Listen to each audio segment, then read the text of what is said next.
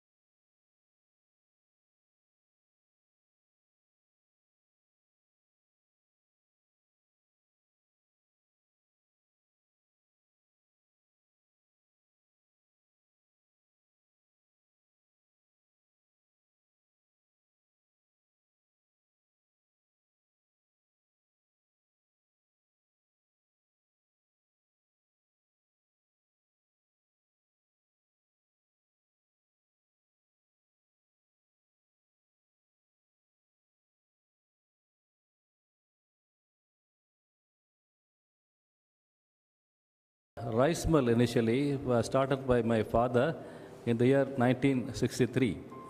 And it was built with all the stones. You can see these all granite stones. And in fact, people are telling to let out this for some hiring for go down or something. Then I was wondering, can you stop the music? When you give it for hiring as a go down, the whole place will get spoiled. And the building also, the so beautiful building with the stone, built with a stone, with the passion, it should not go.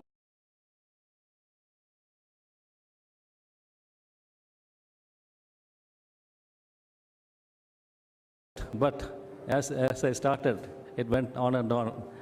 And this sort of, now you see that facility here with all updated the audio system with the projection. It is all comparable to any sort of a five-star hotel facility. Here, this meeting, in fact, I have planned for our doctors around this place, general practitioners, general physicians, and also the general surgeons. The purpose is, I was just thinking what topic I should have. And then I thought it's better to have a common topic. That's the reason I chose this topic as the heartburn to constipation. This is a common digestive symptoms we face in our day-to-day life, starting from heartburn, bloating, pain abdomen, and loose stools, and constipation. So we'll have about 5 lectures delivered by leading faculty from Chennai, Coimbatore, and Erode, followed by open house, question and answer session. And definitely, I think you'll learn a lot and you'll enjoy this meeting. I would like to introduce the faculty now. Can I invite faculty? Can I invite Dr. Mohan Prasad? Dr. V.G. Mohan Prasad, you're familiar with, I think doctor is familiar to all of you. He's a leading gastroenterologist from Coimbatore. He is the chairman of VGM Gastro Center in Coimbatore. And he's a multifaceted personality. I think you're all aware of it. Not only medical, of course, non-medical, he's a Rotarian. He does a lot of social service. Thank you, Dr. Mohan Prasad, for accepting and taking off and coming here. Then I shall call upon Dr. Basumani.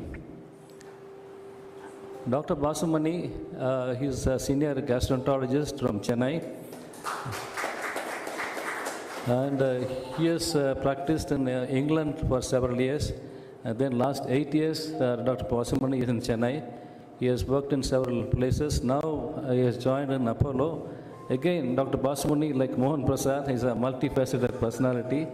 I thank you very much for accepting our invitation. Welcome. Can I call upon Dr. Prem Kumar? Dr. Prem Kumar is again a senior gastroenterologist. He is a professor of gastroenterology. Professor of gastroenterology in Madras Medical College. Also, he visits Apollo Hospital. And he is also is sort of a good clinician. And he's a well-known the gastroenterologist in the city of Chennai, even outside. Welcome, Dr. Prem Kumar. Dr. Bharat Kumar. Dr. Bharat Kumar, again senior gastroenterologist. He's a gastroenterologist in Apollo group of hospitals. And he has again worked in England for several years. And you will really appreciate his lecture. You will enjoy his lecture. Thank you for accepting invitation. Dr. Paramanayam is a colleague of mine in Apollo Hospital, again a senior gastroenterologist. Good clinician, good academician, and he is specially trained in endoscopic ultrasound. I would like to welcome you. Thank you very much. Dr. Karthik Natarajan is an youngest of the lot, and he trained with us in gastroenterology at Apollo Hospital. He did his DNB in gastroenterology, just completed about 8 months ago, joined as a faculty, and he's a super, I think we probably will listen to him and appreciate his capabilities. Thank you, Dr. Karthik, for accepting the invitation. So I would like to request Dr. Mohan Prasad. Oh, sorry, I forgot to call one more faculty. Dr. Karthikeyan, again, senior gastroenterologist from Coimbatore, Royal Care Hospital. So, Dr. Karthikeyan, where's Bala? Dr. Karthikeyan has been here for several years. I used to hold camps, I think you're all aware, every year, gastro camp in the village, and he has been a regular consultant here. And Dr. Karthikeyan, again, a senior gastroenterologist working in Royal Care Hospital. Thank you for accepting the invitation. Welcome. Then Dr. Balakumaran is a gastroenterologist from Erode, and he just had some sort of health issues this morning. He is sort of unable to be here now. So I would like to request Dr. Mohan Prasad for a prayer song.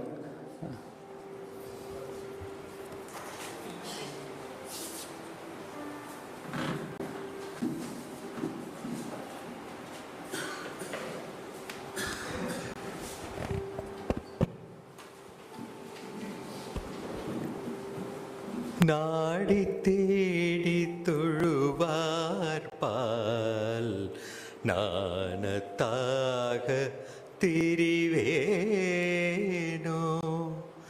Model கூடல் பதிஞான வாழ்வை சேர தருவாயே, வாழ்வை சேர தருவாயே. நாடி தேடி தொழுவார் பால் நாணத்தாக திரிவேனோ பாடற்காதல் புரிவோனே பாலை தேனோ தருள்வோனே ஆடல் தோகை கினியோனே ஆடல் தோகை கினியோனே ஆனை காவல் பெருமாளே. நாடி தேடி தொழுவார் பால் நாணத்தாக திரிவேனோ.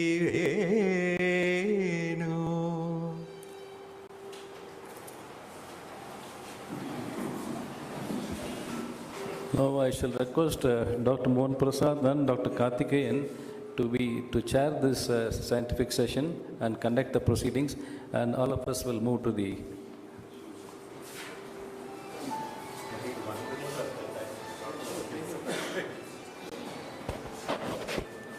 Thank you, sir.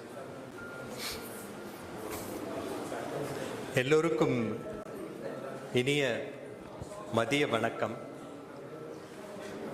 இன்று கள்ளிப்பட்டியில் ஒரு அருமையான நாள். ஏனென்றால் ஒரு தந்தையார் பெயரிலும் தாயார் பெயரிலும் ஒரு அழகான மண்டபத்தை இங்கே உருவாக்கி அதை அனைவரும் பயன்படுத்தி கொள்ளுமாறு அதை ஏற்பாடு செய்து கொடுத்தமைக்காக என்னுடைய குரு, என்னுடைய ஆசான், என்னுடைய வழிகாட்டி பத்மஸ்ரீ டாக்டர் KR பழனிசாமி அவர்கள் பாதங்களை தொட்டு வணங்கி வாழ்த்தி, அவர் பிறந்த இந்த மண்ணுக்கு பெருமை சேர்த்ததற்காக, அவர் இந்த ஊரின் ஒரு தலை சிறந்த குடிமகனாக திகழ்வதற்காக மனமார்ந்த பாராட்டுக்கள் sir. So I just wanted to share a few things about sir. So நான் 1985ஆம் ஆண்டு MMCயில் ஜாயின் பண்ணப்போ அவங்க அசிஸ்டன்ட் ப்ரொஃபஸராக இருந்தாங்க. நான் போஸ்ட் கிராஜுவேட் ஸ்டூடெண்ட். அந்த பீரியட்லேருந்து இப்போ கிட்டத்தட்ட almost 37 years have crossed. He has done phenomenal service to the field of gastroenterology. The Tamil Nadu Gastroenterologist Society, அது ஃபார்ம் பண்ணது sir played a pivotal role. அவரும் டாக்டர் பாலசுப்ரமணியம் அவர்களும் இணைந்து ரொம்ப அழகாக அந்த இதை கிரியேட் பண்ணி இன்னைக்கு it's like any gastroenterology postgraduate would get benefited from the trust that he has formed. He has made a corpus fund. He has made, they bought a flat. And more than that, ரொம்ப இன்ட்ரெஸ்டிங்கான ஒரு விஷயம் இப்போ ரீசெண்டாக நடந்தது. எவ்வளோ பேர் பேப்பரில் பார்த்துருப்பீங்கன்னு தெரியாது. பேப்பரில் பார்த்து நான் ரொம்ப த்ரில் ஆகிட்டேன். அந்த ஃபோட்டோ எடுத்து அனுப்பினேன் சாருக்கு. நம்ம டாக்டர் பாலசுப்ரமணியம் அவர்கள், அவருடைய அத்தியந்த நண்பர், அவர் he had to come and sign for registration of that flat. அதுக்கு வந்து அந்த ரெஜிஸ்டர் ஆஃபீஸ் வந்து வாஸ் அந்த ஃபர்ஸ்ட் ஃப்ளோர். நிறைய ஸ்டெப்ஸு. அந்த படம் எடுத்து பார்த்தா பயமாக இருக்குது, ஏதோ பழனிமலை ஏறுற மாதிரி இருக்குது அந்த ரெஜிஸ்ட்ரார் ஆஃபீஸு. அவர் வந்து with rheumatoid arthritis very difficult for him to climb the stairs. அந்த மாதிரி நிலமையில் கஷ்டப்பட்டு அவர் மேலே ஏறி போய் சைன் பண்ணி வந்துட்டார். பாதி வழியில் அந்த ஃபோட்டோ எடுத்து sir what he did after he came back, எல்லாரும் என்னதுன்னு கவர்மெண்ட் ஏதாவது சத்தம் போடுவாங்க, திட்டுவாங்க, எல்லாம் விட்டுருவாங்க. அவர் நேராக சீஃப் மினிஸ்டருக்கு அனுப்பிட்டார். மு.க. ஸ்டாலின் அவர்களுக்கு உடனடியாக அதை அனுப்பி நேர்லேயே அப்புறம் அது நேர்லேயே போய் அவர்கிட்ட சொல்லி இந்த மாதிரி எத்தனை பேர் வந்து மேலே ஏற முடியாதவங்க இருப்பாங்க, வயதானவர்கள், ருமட்டாய்ட் பேஷண்ட்ஸ், ஆர்த்ரைட்டிஸ் பேஷண்ட், எல்லா ரெஜிஸ்ட்ரார் ஆஃபீஸும் தமிழ்நாட்டில் இனிமேல் வந்து ஃபர்ஸ்ட் ஃப்ளோரில் இருக்கக்கூடாது, கீழே தான் இருக்கணும்னு அவர் சொல்லி அடுத்த நாளே ஆர்டர் வந்து பாஸ் பண்ணி அதே அன்னைக்கு வா the same day he could get the order passed for the whole of Tamil Nadu. Just see the amount of the என்ன சொல்லுது compassion towards the fellow human beings. So அந்த மாதிரி வந்து எங்கேயோ 1000-ல் ஒருவன் வந்து நம்ம அந்த காலத்தில் வந்து நம்ம புரட்சி தலைவருக்கு பேர் வச்சாங்க. இவர் வந்து கோடியில் ஒருவர்னா அவருக்கு பேர் வைக்கலாம், பழனிசாமி சாருக்கு. ஸோ அவருக்கு வாழ்த்துக்கள் sir. So please forgive me sir for taking 2-3 minutes off, but I thought I should share this info with everyone. May I invite Karthi to come over? Sure.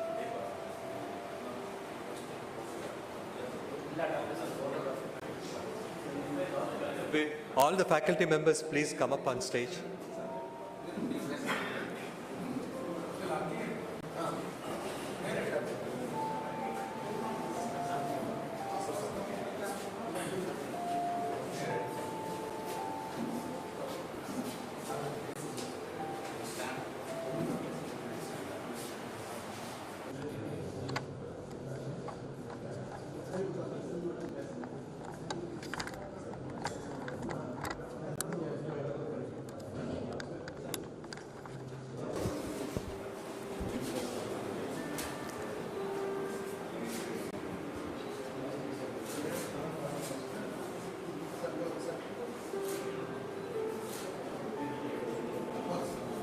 Right.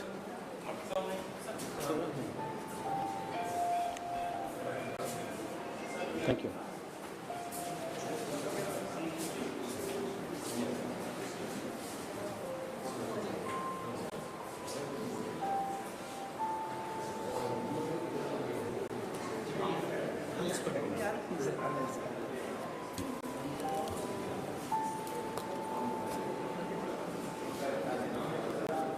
My salutations to the learned faculty of Gopchettipalayam. Gopchettipalayamல இருக்கிற எல்லா who's who, all the medical doctors, all the top-notch specialists of Gobi are here. Very proud to welcome you for this seminar. So, as my teacher, Dr. K.R. Palanisamy, always wanted everything to be practical so that it's useful. So ஏட்டு சுரைக்காய் என்ன வீட்டுக்கு உதவாதுன்னு சொல்ல மாதிரி, சமையலுக்கு உதவா சொன்ன மாதிரி இல்லாமல் it has to be useful for everyone. So is given fantastic topics. இன்றைக்கி பார்த்தீங்கன்னா one is on heartburn, bloating and dyspepsia, abdomen pain, constipation, loose stools. We have fantastic all GI, common GI problems in day-to-day practice. So how to manage these? And some of these functional bowel disorders are really going up because of the stress levels. And people have shown that post IBS, irritable bowel syndrome, after coronavirus infection, COVID-19 in the US has doubled. From 7% it has gone to 15% today. So nobody measures in India, but we see so many functional bowel disorders following COVID-19. I'm sure you would have all seen in your own practice. So we have great specialists who will make it very simple to you so that you apply it in your private practice. That's exactly what it's intended for. So with this, with these few words, may I request Dr. Karthikeyan to invite the first speaker. Thank you, sir. It has been an honor to me to chair this session. So this has been phenomenally well organized, and I can see the learned people gathered here in Sunday afternoon, and this has been a wonderful day. probably will get something more from this meeting. So the first schedule is the bloating and dyspepsia. Bloating and dyspepsia are very common symptoms of heartburn. Okay. So first is heartburn. Heartburn. Heartburn is a very common symptom. Probably 20% of us experience heartburn in our daily life. So most of them may not bother us, and there are a lot of people who are severely bothered by this heartburn symptoms. And I invite Dr. Prem Kumar, Professor of Gastroenterology, Madras Medical College, to throw some light on heartburn, how to go about it, and what best we can manage heartburn. Please.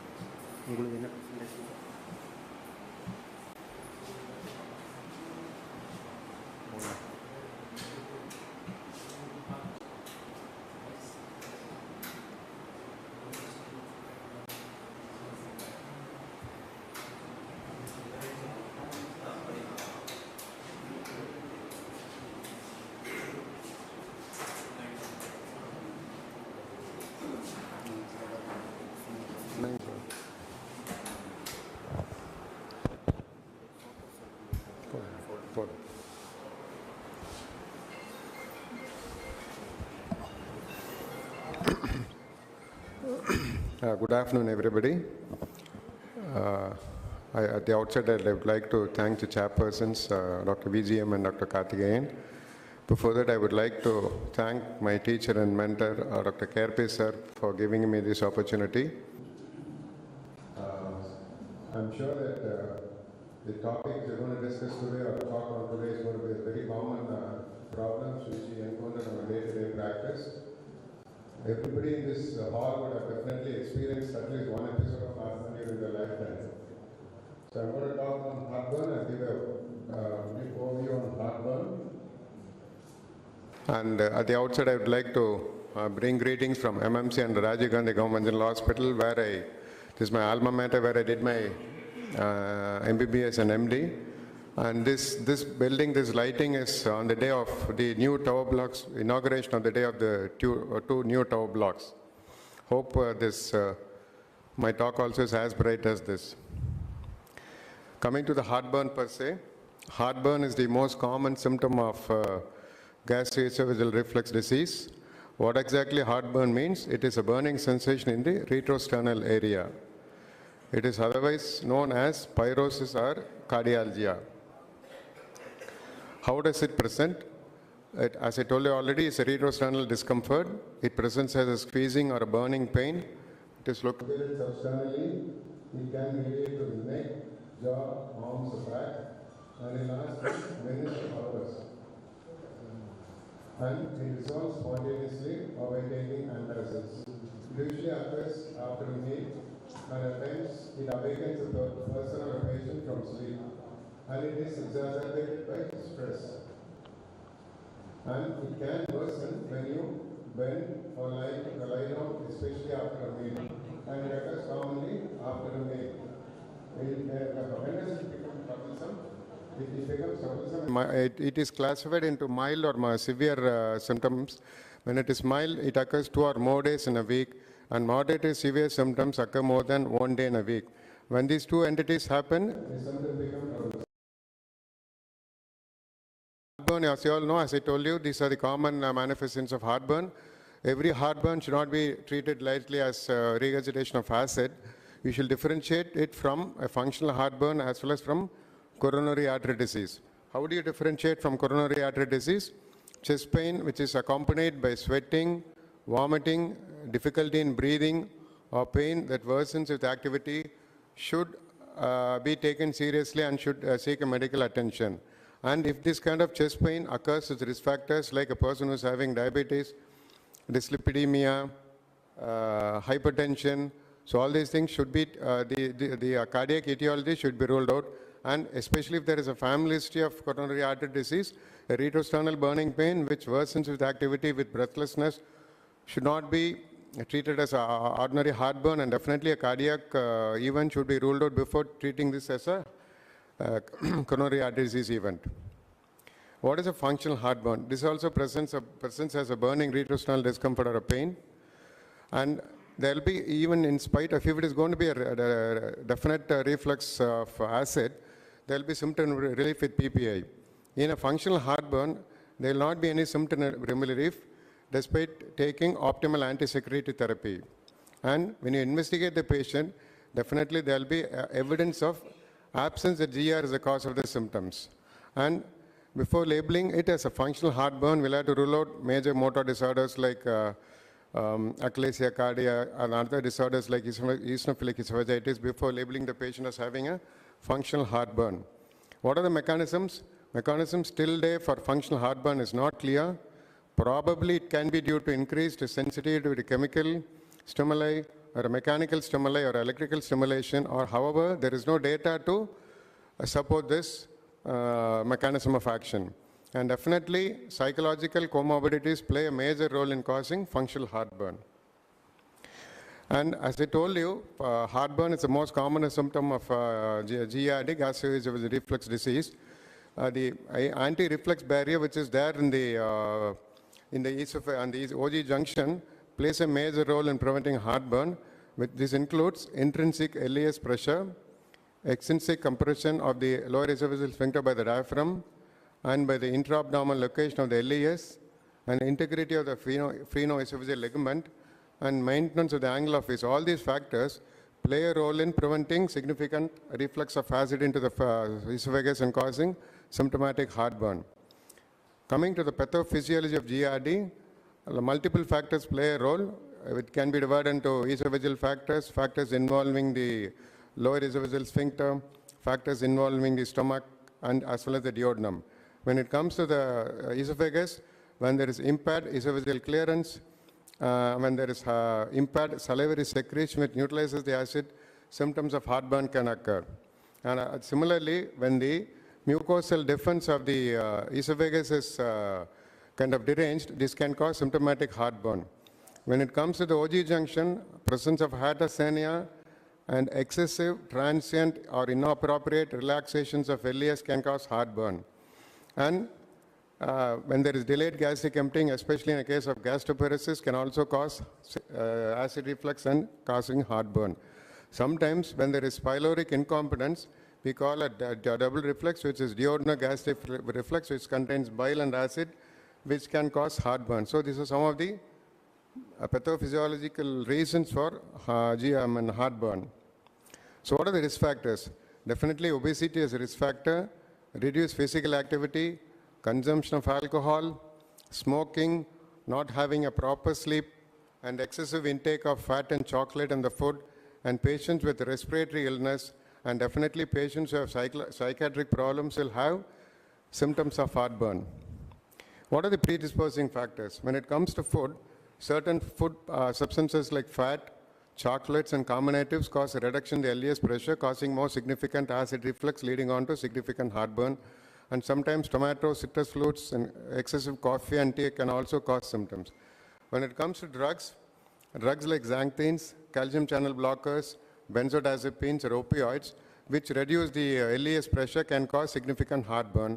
And drugs like aspirin, NSAIDs, iron, potassium can also cause heartburn by causing damage to the esophageal epithelium. What are the alarm symptoms for which when a patient presents you with, you should be careful about? When a patient has got a retrosternal discomfort, burning, or annoying pain, maybe you can just be casual. But when it comes to you with the following symptoms like dysphagia, weight loss, bleeding, odonophagia, excessive vomiting, or presence of anemia, you should be careful, and you have to necessarily investigate a patient who comes to you with heartburn with all these alarm symptoms. You can't just overlook these symptoms. And when you diagnose a patient who has got heartburn, what are the goals of therapy? The goals of therapy include elimination of the symptoms by eliminating and leading on to inflammation, healing of inflammation, and by eliminating the symptoms, and you'll have to maintain the remission which you have attained with drugs so that you can prevent complications. By eliminating the symptoms and maintenance of remission, and by preventing complications, you can definitely improve the quality of life in a person. What are the management options which are available to us? It can be medical, it can be endoscopic, it can be surgical. What is the strategy we usually adopt in a patient who comes to us with heartburn? It can either be a step-up approach or a step-down approach. What do I mean by step-up approach? In step-up approach, the first step will be lifestyle modification, which includes dietary modification also. Then comes antacids, which will cause symptomatic relief. Then if the patient is not able to attain symptomatic relief, then you can add on H2 antagonist with or without prokinetics. And the role of prokinetics is really controversial, and ultimately PPA is the final step in the management strategy in the step-up approach. In step-down approach, when a patient comes to you with significant symptoms of severe symptoms, or with erosive esophagitis on an endoscopy, then probably it is better we start up with a step-down approach, which includes starting with the PPA, bringing the patient into remission, and then probably maintaining him with low-dose PPA, or we can switch over to H2 receptor antagonists when the symptoms are under control, and finally antacids to maintain remission. The most important thing in the treatment of a person with heartburn is lifestyle modification, which most of us do not follow. The most important thing is alter the eating habits. When a patient comes to you with heartburn, we'll have to tell them to eat smaller meals, and you should not lie down or attain the recommended portion immediately after eating. And especially during the night time, you kindly instruct them to avoid meals at least 2 to 3 hours before bedtime, and preferably avoid nocturnal snacks. Most of us have a tendency to take snacks after dinner time, and definitely it should be avoided so that you can prevent the symptoms of heartburn. Apart from that, when it comes to diet, you can ask a person who has got significant symptoms to avoid fatty foods, fried foods, aerated drinks, and have to limit intake of chocolate, onion, alcohol, peppermint, and also intake of coffee, tea, citrus fruits, and tomato. And what are the other lifestyle modifications? As I told you, obesity is a significant risk factor for causing heartburn. You'll have to ask the patient to reduce weight and probably avoid wearing tight-fitting garments, and change of posture during sleep, head and elevation, and to attain a left lateral position to get symptomatic relief. Apart from that, definitely you'll have to go into the history of medicines which the patient is taking. As I told you already, patient is taking calcium channel blockers, nifedipine, and aspirin, and NSAIDs. You'll have to go into the history and try to find out the exact reason for the heartburn, and then ask them to, and probably let adjust the concurrent medications. And very sure you should ask them to stop alcohol and stop smoking. And this is the posture, and then what people normally do is, if you tell them about head and elevation, they keep 2 to 3 pillows, and they feel that this is the head and elevation, or that is a wrong thing, and they'll cause more injury to the neck. And this is the picture which is given here is the typical way of getting an elevation of the head end of the bed, which will give symptomatic relief. I deliberately brought this photograph is because most of our patients do not understand the concept of head end elevation. And what are the pharmacotherapies available? You all know antacids or alginic acid, H2 receptor blockers, or proton pump inhibitors. I'm not going into the details of the drugs because the limited time which is available, but I'm going to talk on the Indian consensus on GRD in adults, the ISG position statement. Patients who have got, the statement includes persons who have got mild or occasional GR symptoms can be managed either with antacids or H2 receptor blockers. Otherwise, the patients who are not responding to these drugs can be treated with PPA of a standard dose for 4 weeks, which includes an empirical management or person who have got non-erosive reflux disease. In a patient who has got erosive esophagitis, PPA should be given for 8 weeks. And if a person who achieves remission with 8 weeks of PPA, especially in a person who has got erosive esophagitis, they should be maintained on a low dose PPA for some more time. And sometimes patients who come to with nocturnal symptoms who do not get adequate relief from the standard PPA dose, probably you'll have to either increase the dose of PPA, or you'll have to find out whether the dose is adequate and optimize the PPA dose, or you can add a H2 receptor blocker in the night for getting clearance from or getting relief from nocturnal symptoms. And when there is partial response to PPA, once daily PPA can be made into twice daily PPA. And if a person is not responding to PPA treatment for 4 weeks duration, then probably he or she needs to be evaluated based on the symptoms he or she has got and also the improvement he has got. And patients who have got complications of heartburn like esophageal strictures need long-term PPA. And patients who have got non-cardiac chest pain, twice daily PPA for 4 weeks after cardiac etiology is cleared. And the one more important point I would like to mention is, according to this statement is being made by the ISG, Indian Society of Gastroenterology chapter, which mentions that all available PPAs in equally potent doses have similar efficacy in symptom control. And this is the statement being made by, it's been published in the position statement of the ISG guidelines. So I don't think there is any difference between the various PPAs which are being used. Only thing is we should use them in an optimal dose and for optimal period of time. And the most important thing is injudicious long-term PPA usage should be avoided because PPA now has become an OTC drug, over-the-counter drug, and you can just go get the drug. And even if you prescribe drugs for 4 to 6 weeks or 4 to 8 weeks, patients with symptomatic relief, they keep taking the drug for a longer time. And if a patient does not get enough relief after 4 to 8 weeks, depending upon the symptoms, you have to evaluate them and then manage them accordingly. And role of prokinetics, and none of the guidelines recommend prokinetics as a treatment modality. It is the only indication in which it is used in gastroparesis. And they recommend sucralfate in GERD during pregnancy. Or on-demand or intermittent PPA for heartburn can be used in patients with non-erosive reflux disease. And no baclofen, and baclofen should not be used in the absence of objective evidence of GERD. These are some of the statements which have been made by the ISG Society. And by concluding, heartburn is the most common symptom of GERD, and based on the symptomatology, you should definitely differentiate it from coronary artery disease before treating them as a patient with heartburn. And the treatment aim is to achieve good control of symptoms and achieving a good quality of life.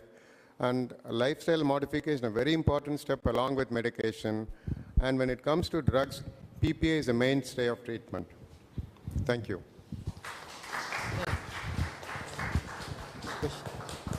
Thank you, sir. We'll take questions towards the end, sir. Probably people can note it down. And we'll have a panel discussion. Then questions can be answered. Next speaker, I invite Dr. Bharat, consultant gastroenterologist from Apollo Hospital, Chennai, speak on bloated dyspepsia. This is also a very common symptom, often accompanying heartburns or sometimes without it. And bloating continues to be a nightmare for treating physicians as well as gastroenterologists because symptomatic relief is difficult to achieve, and a lot of diseases can mimic common disorders. So I invite Bharat to throw some light on that. I thank the chairpersons and Dr. KRP for giving me this opportunity. Dr. KRP has been not just a mentor, a friend, philosopher, and guide, has been my go-to man for everything in my life, including buying a house or just short of picking up my wife. I will try to keep this complex symptom as simple as possible, because for all the speakers, the topic is pretty defined. For us, my topic is, it's very generalized. It's like increased gas or bloating.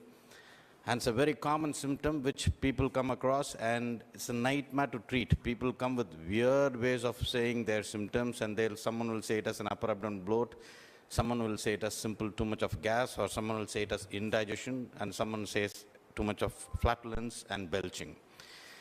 So literally, as the name means, the topic dyspepsia is difficulty in digestion, and predominant symptoms being bloating or fullness after food, early satiety and upper abdominal pain, and some burning symptoms, which can overlap with all the other symptoms, and most of the GI problems can present with these 4 symptoms as well. But to narrow down dyspepsia, we try to retain it to the gastroduodenal area, and if you are going to treat per se dyspepsia. But if you are going to approach bloating or increased gas, I thought we'll try to make it simple and see how it goes about. Dyspepsia is divided as organic and functional, functional being postprandial distress syndrome and epigastric pain syndrome. Organic, we have to look up for some definitive difficulty or some definitive organic disease, wherein the patient has to be evaluated or investigated extensively to find out what's the cause. And a detailed history will help us to identify what could be the problem, and are we dealing with a definitive disease which requires further intervention has to be ascertained. So if you look at the bloating or postprandial distress, or sorry, the timer doesn't work this way. Okay. If you look at the stomach does 3 things. 1, it accommodates the food, grinds the food, and empties the food. So it is it's like a functional grinder, and it does these jobs in a very, very effective way. And our symptoms of bloating can be associated with any abnormalities anywhere here. Accommodation, as we all know, happens in the fundus of the stomach, wherein it really expands quite well, takes in all the food which we eat. Once the expansion is complete, it sends impulses to the brain. That's when we feel full. And the body, along with the fundus, with the antral mill, grinds the food to less than 1 to 2 millimeters in size and helps in emptying the food.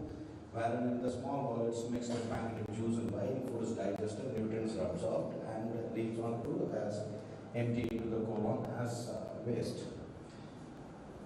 But if you look at our gas production or excessive gas production, or if you look at gas production per se, gas production happens predominantly in the large intestine from the undigested food. Bacteria act on and produce gas.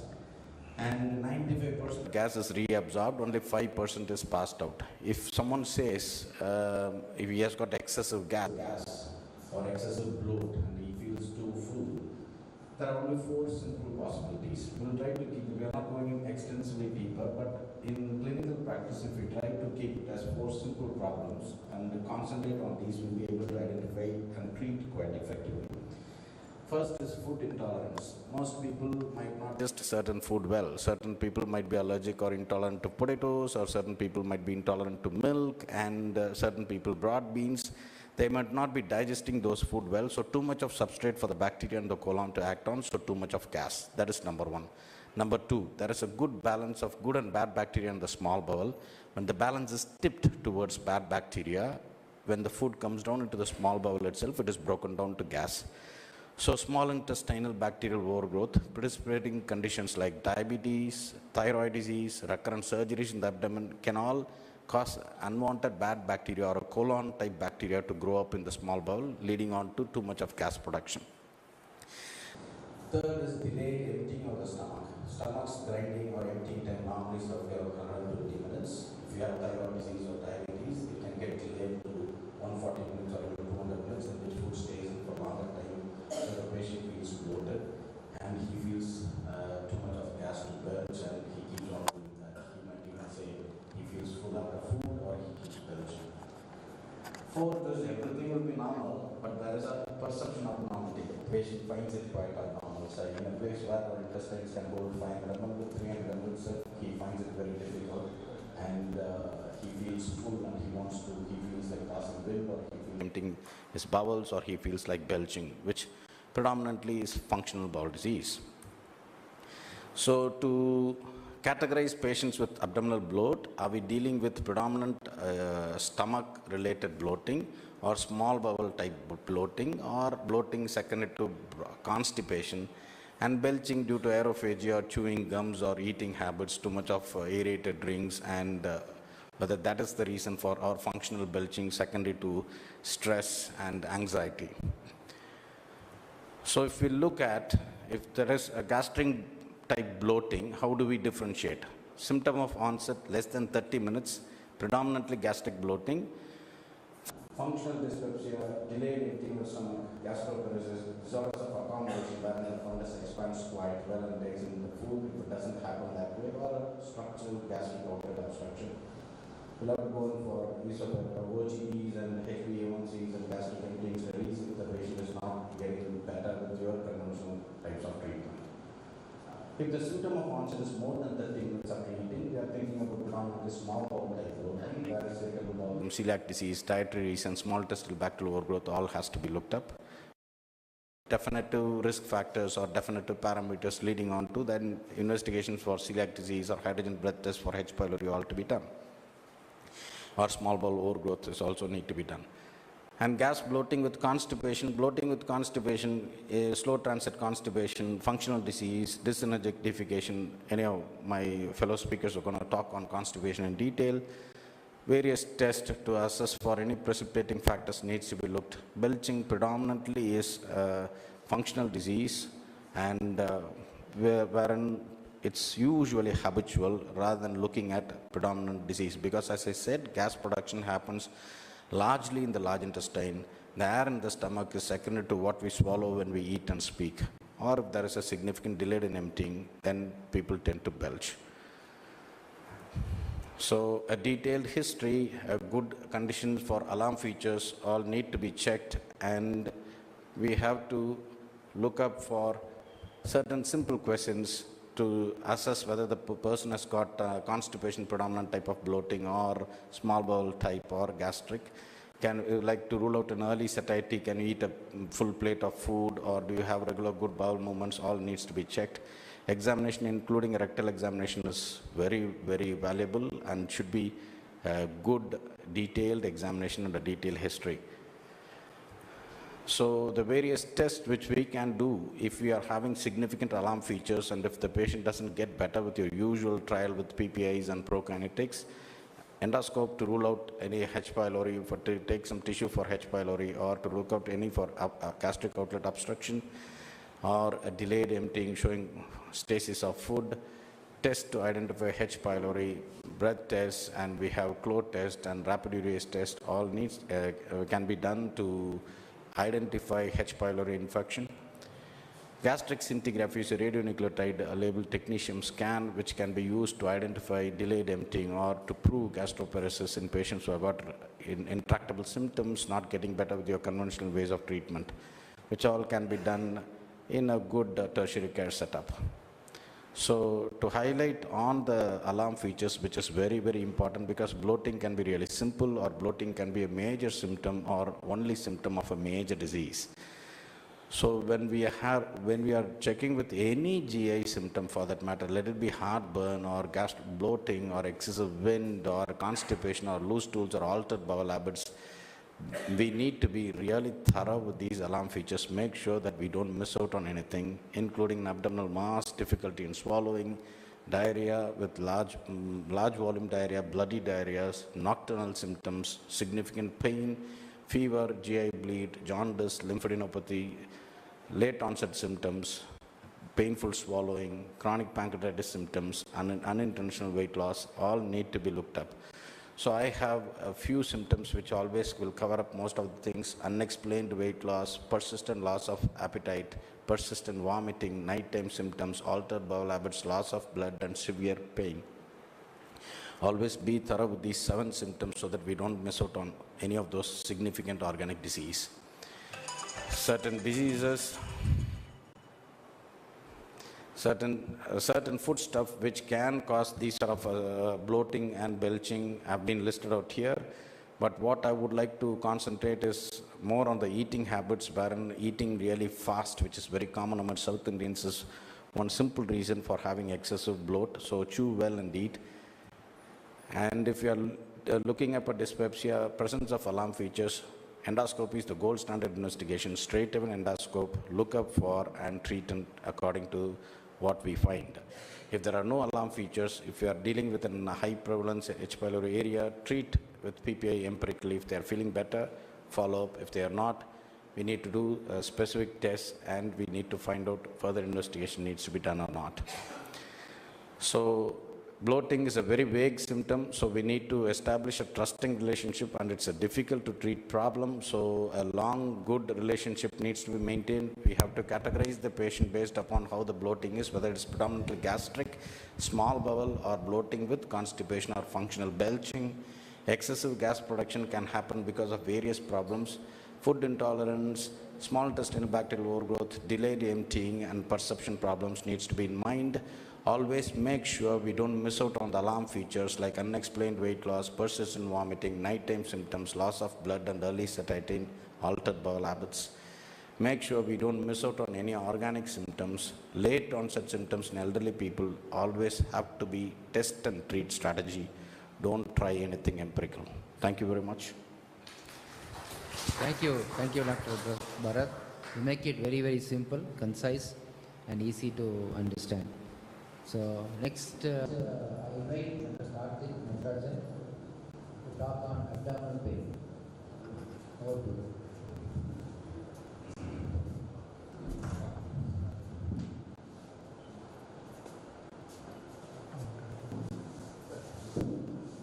Good afternoon, everyone. And right at the outset, I would like to thank Professor Palniswamy for giving me this opportunity.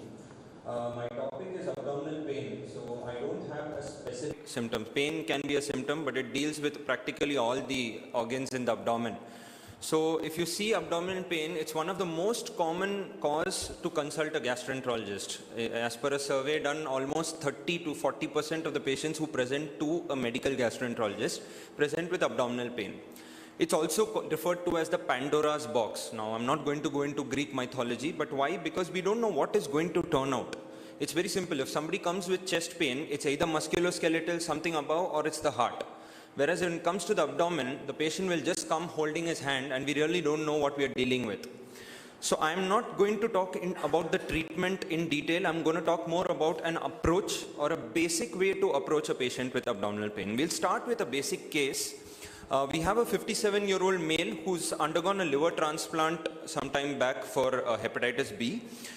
He comes with a complaint of right-sided abdominal pain. He says it's moderate to severe in intensity. It's disturbing his sleep. It increases on coughing at times. There's no relation to meal, no postural change. The doctor says the examination was normal. So he visits a doctor nearby. Doctor says, he touches him, everything is normal, go. He says, okay, just to make you happy, I'm going to do some lab tests. The blood tests are normal. He says, okay, I'm still not happy. I still have pain, doctor. The ultrasound is done. That's normal. He goes on to do an MRI with an MRCP. Why? Because we have that tool in our armamentarium, and he's undergone a liver transplant. But unfortunately for the patient, even that is normal. So any guesses what it is? Maybe before we guess, I'll just say it that this is not a complete history per se.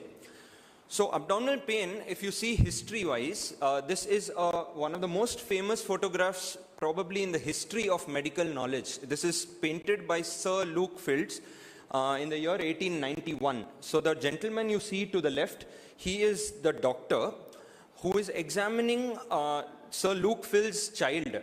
And this child was supposed to have abdominal pain. Unfortunately, the child died. But if you see, it's supposed to portray the compassion a doctor has in those periods towards the patient. We didn't have any tools. All he's doing is he's sitting at an angle and he's gazing. What do I do? And how do I? He's just trying to examine the patient. Probably in abdominal pain, this is what we need to do. If you look at the anatomical basis of pain pathways, we now know very clearly that there are visceral pain and there is somatic pain. Visceral pain, as is shown on the left, it can be foregut, midgut, or hindgut. Now, foregut refers to the upper abdomen up to the duodenum. The liver can present over there, the pain of the liver. The gallbladder can present over there. Midgut is the rest of the small intestine and part of the large intestine up to the transverse colon. And distal to that is hindgut pain. If you ask, the simplest of the lot would be hindgut pain, lower abdominal pain, which is constant. Whereas somatic pain, the patient is able to describe it precisely. As far as time goes, he'll tell you exactly where it is. Why? Because the viscera is inflamed. He'll pinpoint to a particular place which is being irritated, where the parietal peritoneum is inflamed. So pain can be acute, where it's less than 7 days. It can be recurrent. It happens periodically over a period of time. And chronic, the definition varies. It can be 2 months to 6 months or more. So history is the key when you approach a patient. There's a very simple mnemonic, Socrates. So site, onset, character, radiation, associated symptoms, time duration, and exacerbating or relieving factors. And the last is the severity of the pain. If we try to assess pain as per these headings, I don't think we'll miss out. So what about the site of pain? Like I already showed, the foregut is the initial blue, the midgut is the pink, and the hindgut is again in blue. Chronology wise, if you see, there are various patterns of pain. So pain which can present, if you see A, which is like an elliptical curve, it rises and sharply declines, what we see in common GI infections or gastroenteritis. B is typical of an intestinal colic, where it goes up and down and it has a wavy pattern. Every time the patient will say, I'm getting periodically cramping abdominal pain. C is a type of pain which steadily increases in a stepwise manner, which is seen in appendicitis and diverticulitis, maybe even in cholecystitis. And D is also known as catastrophic pain. The pain rises very sharply and it keeps going on. So in ruptured aortic aneurysms, we'll see this kind of pain, which is practically a medical emergency and has to be attended to really fast. Character of the pain, it can be dull and boring pain, which is typical of pancreas pain. It can be colicky, as I described. It comes and goes, which is seen in intestinal and renal colic. It can be a gradual and steady, a very slow kind of pain. It can be burning, which was already described as heartburn, reflux, or peptic ulcer pain. It can be a stabbing kind of pain as well, when he'll say it's poking continuously. The pain can radiate. So based on the radiation of the pain, we can have certain rule of thumb wherein the pain of the gallbladder, for example, can radiate to the right side of the shoulder. It can radiate to the back of the scapula or the shoulder blade. Or it can be a diaphragmatic irritation, wherein in splenomegaly you may have that kind of pain. Similarly, renal pain. It's either, if it's at the level of the kidney, the renal angle will be painful. At the level of the ureter, it will radiate downwards. Associated symptoms can include nausea, vomiting, fever which can be a part of the cholangitis triad. It can be any GI bleed, and it can be jaundice. These are symptoms which help us localize the organ affected. Exacerbating and relieving factors. Now, you have to ask the patient the relation to meal. Whether post the meal it increased or decreased. With medication, did it improve or did it not improve? Did it change with change in position? So why these factors are important is because if you see pain of the foregut or peptic ulcer pain, it increases with consumption of food. Certain kinds of pain are relieved by medication. Certain kinds of pain, like an ulcer pain, can even be worsened with medication orally. Position change in pain. Patients presenting pancreatitis patients will typically assume that curved posture wherein they'll say on bending forwards they feel better. Parietal pain, on the other hand, can get relieved by certain positions. On examination, typically we follow the textbook wherein we inspect the abdomen, you look for local sources of pain, you palpate the abdomen first superficially and then a deep palpation to look for any particular organ involvement. You do a percussion and an auscultation to look for specific signs like bruit or raised intestinal sounds in certain obstruction or absent sounds in ominous cases like mesenteric ischemia. Certain times we can get a clue to the diagnosis by just inspecting it. Now this is a case of hemorrhagic pancreatitis where you can see some bluish discoloration around the umbilicus, which is known as Cullen's sign, or Gray Turner sign where it is discolored along the flank, the left flank of the patient. Now, you must note that this is in severe hemorrhagic pancreatitis. It is seen in less than 10% of the cases we see. But if present, it gives a clue right at the bedside. Now, if you look at statistics, a person comes and he says, I have 10 or I have 100 patients of abdominal pain. What do they have? The answer is very vague because we have so many organs. But statistically speaking, more than one-third of them are not going to be diagnosed. There is no diagnosis in 35%, unfortunately.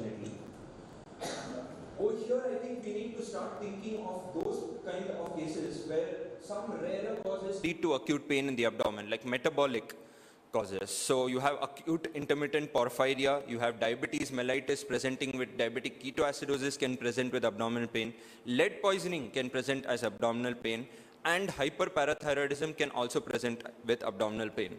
More often, they will have a long-standing history, except for diabetic ketoacidosis.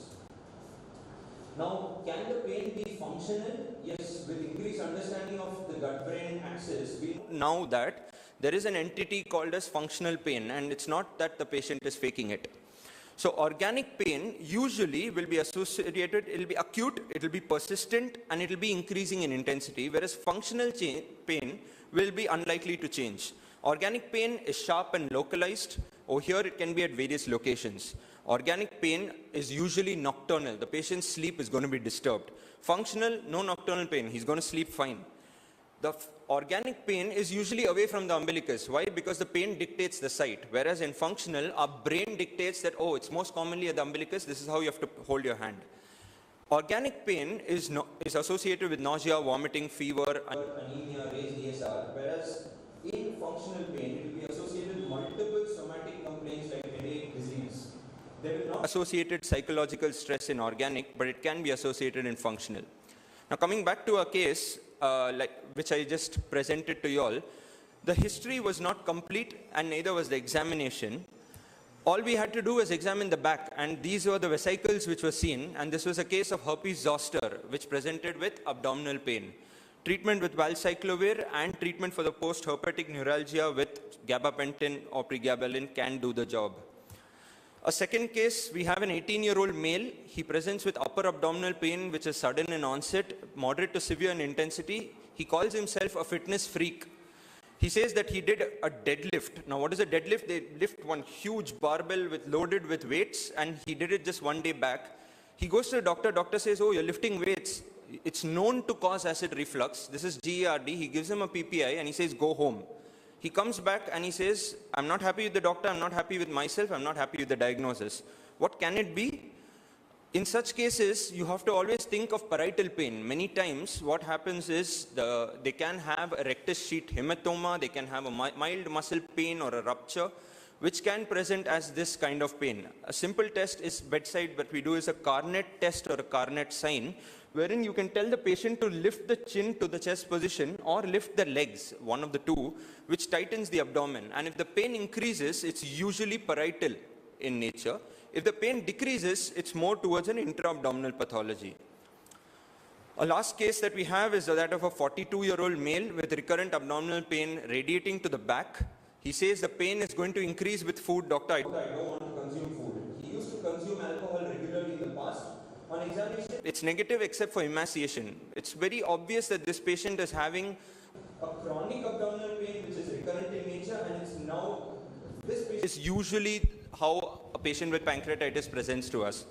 So can there be other differentials? Yes, chronic pancreatitis, peptic ulcer disease, ischemia, and diverticulitis.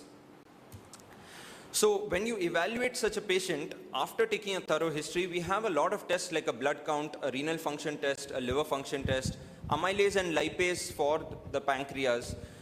To assist you, you can have an X-ray, an ultrasound, a CT, or an MRI, but this is more directed after taking a specific history and examination. An endoscopy and colonoscopy can always help if we localize it to be a luminal cause of the pain. So with this, I'd like to sign off over here and say that although it is a Pandora's box, but with correct and careful examination and stepwise approach, we can always approach abdominal pain in the right way. Thank you. Thank you, Karthik, for that lucid presentation. You really opened a Pandora's box. Thank you.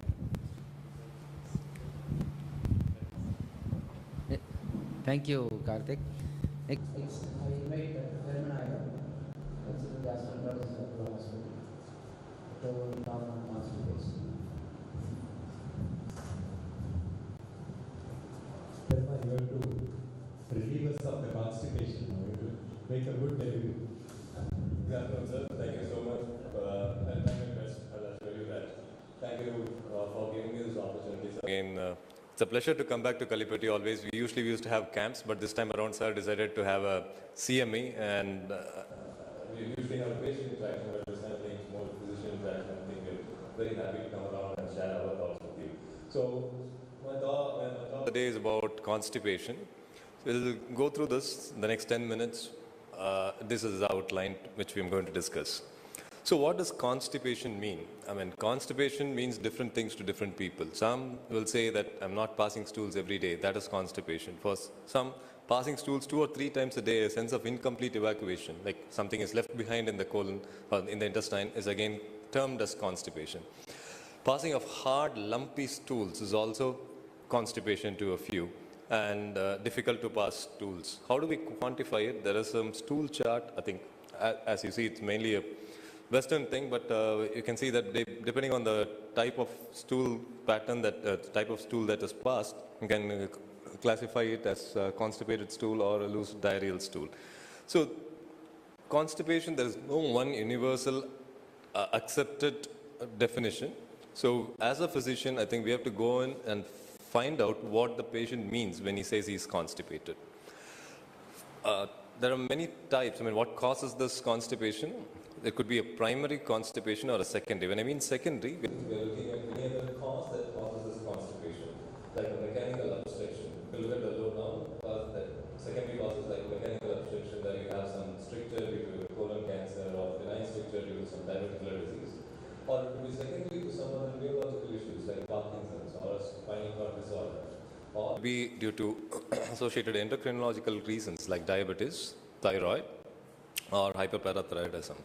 Or it could be secondary to some drugs that the patient is already on. Sometimes patients have been treated for benign prostatic hyperplasia, some anticholinergics, or they are on some neurolytic agents which can also induce constipation. So these are like where you can identify a specific cause for the constipation. That is what we call as a secondary cause of constipation. The most common thing in a general clinical practice would be a primary constipation, where you won't be able to say a specific reason why this patient has a constipation. Again, it could be where if the patient has predominant symptoms of pain associated with constipation, we term it as irritable bowel. There is abdominal pain associated with either change in the frequency or the consistency of stool. And most importantly, the pain is relieved after passing of stool. If such critical abdominal pain accompanies constipation, we clinically label it as irritable bowel symptom, constipation type. The other hand, functional constipation is, like as I showed you, it could be a mix of any of these lumpy hard stools or a straining to pass stools, or when they have a sense of incomplete defecation, or when they feel that the stool is blocked at the lower end, not being able to bring it out. Or sometimes patients specifically use some digital maneuvers to remove the stools, like they put in their fingers into the anus and try and remove the stools. Patients per se may not come out with that history. In India, it's like they feel it's very shy or even to come out and tell you that history. It is, as physicians, we can possibly open up the conversation and ask them if they do any other digital maneuvers, remove this hard stools. So a specific pointed question will tell us which way, what type of constipation is going to be. How common is it in India? And there have been a lot of community studies as well as tertiary care center studies. Roughly, we can say that about 15 to 20% of people in the community suffer from constipation. And majority of them, as I showed about the types, the functional constipation constitutes the majority, and IBS constipation type probably about 20%, and a minority would be about secondary causes of constipation. So when we come to assessing this constipation, what we have to as physicians is to take a good detailed history and also a good physical examination, which tells us or helps us narrow down the differentials. So what are the points in history that we should look at? Look at the age of the patient. How long has this constipation be there? If it is a recent onset constipation, that is a cause for concern. Sometimes people have been constipated for years together, many, many years, then we are not worried about any systemic or severe illness in that. So duration of symptoms is important. And what exactly do they mean by that? As I showed you, is it hard stools? Is it infrequent bowel movements? Or is it a sense of incomplete evacuation? Or is there something like blocking at the lower end that is they are not able to bring it out?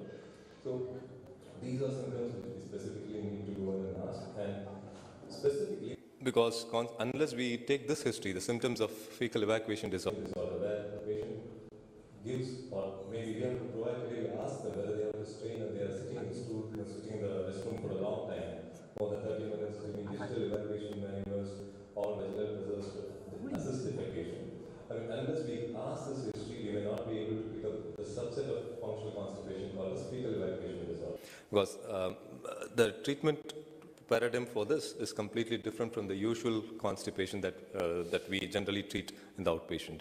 And specifically, we should ask for red flag signs. When I say red flag signs, if these symptoms are present, then we are more worried about mechanical obstruction or something that is life-threatening for them. Like if there is history of blood in the stools, there's a significant weight loss, or any symptom to suggest anemia in the form of fatigability. Or sometimes patient even may not say or may not even know that, but he has been on iron supplements for like many, many months. So if you go around asking for these histories, if these are present, then that needs further evaluation without empirical treatment. Also, it makes good sense to look at the drug intake, whether they are on opiates or they are on antidepressants, because these medicines can have side effects which can also cause constipation. Specifically, comorbidities like diabetes, thyroid, neurological disorders like Parkinson's tells us that these could be secondary causes of the constipation. And interestingly, I'll come to this later, we also have to look into what type of tile or toilet they use, Indian versus Western, and even change in that may help with the treatment. And dietary history of how much of fiber intake they take, are they taking enough water, and what about their physical activity. These are all some history that we have to focus on.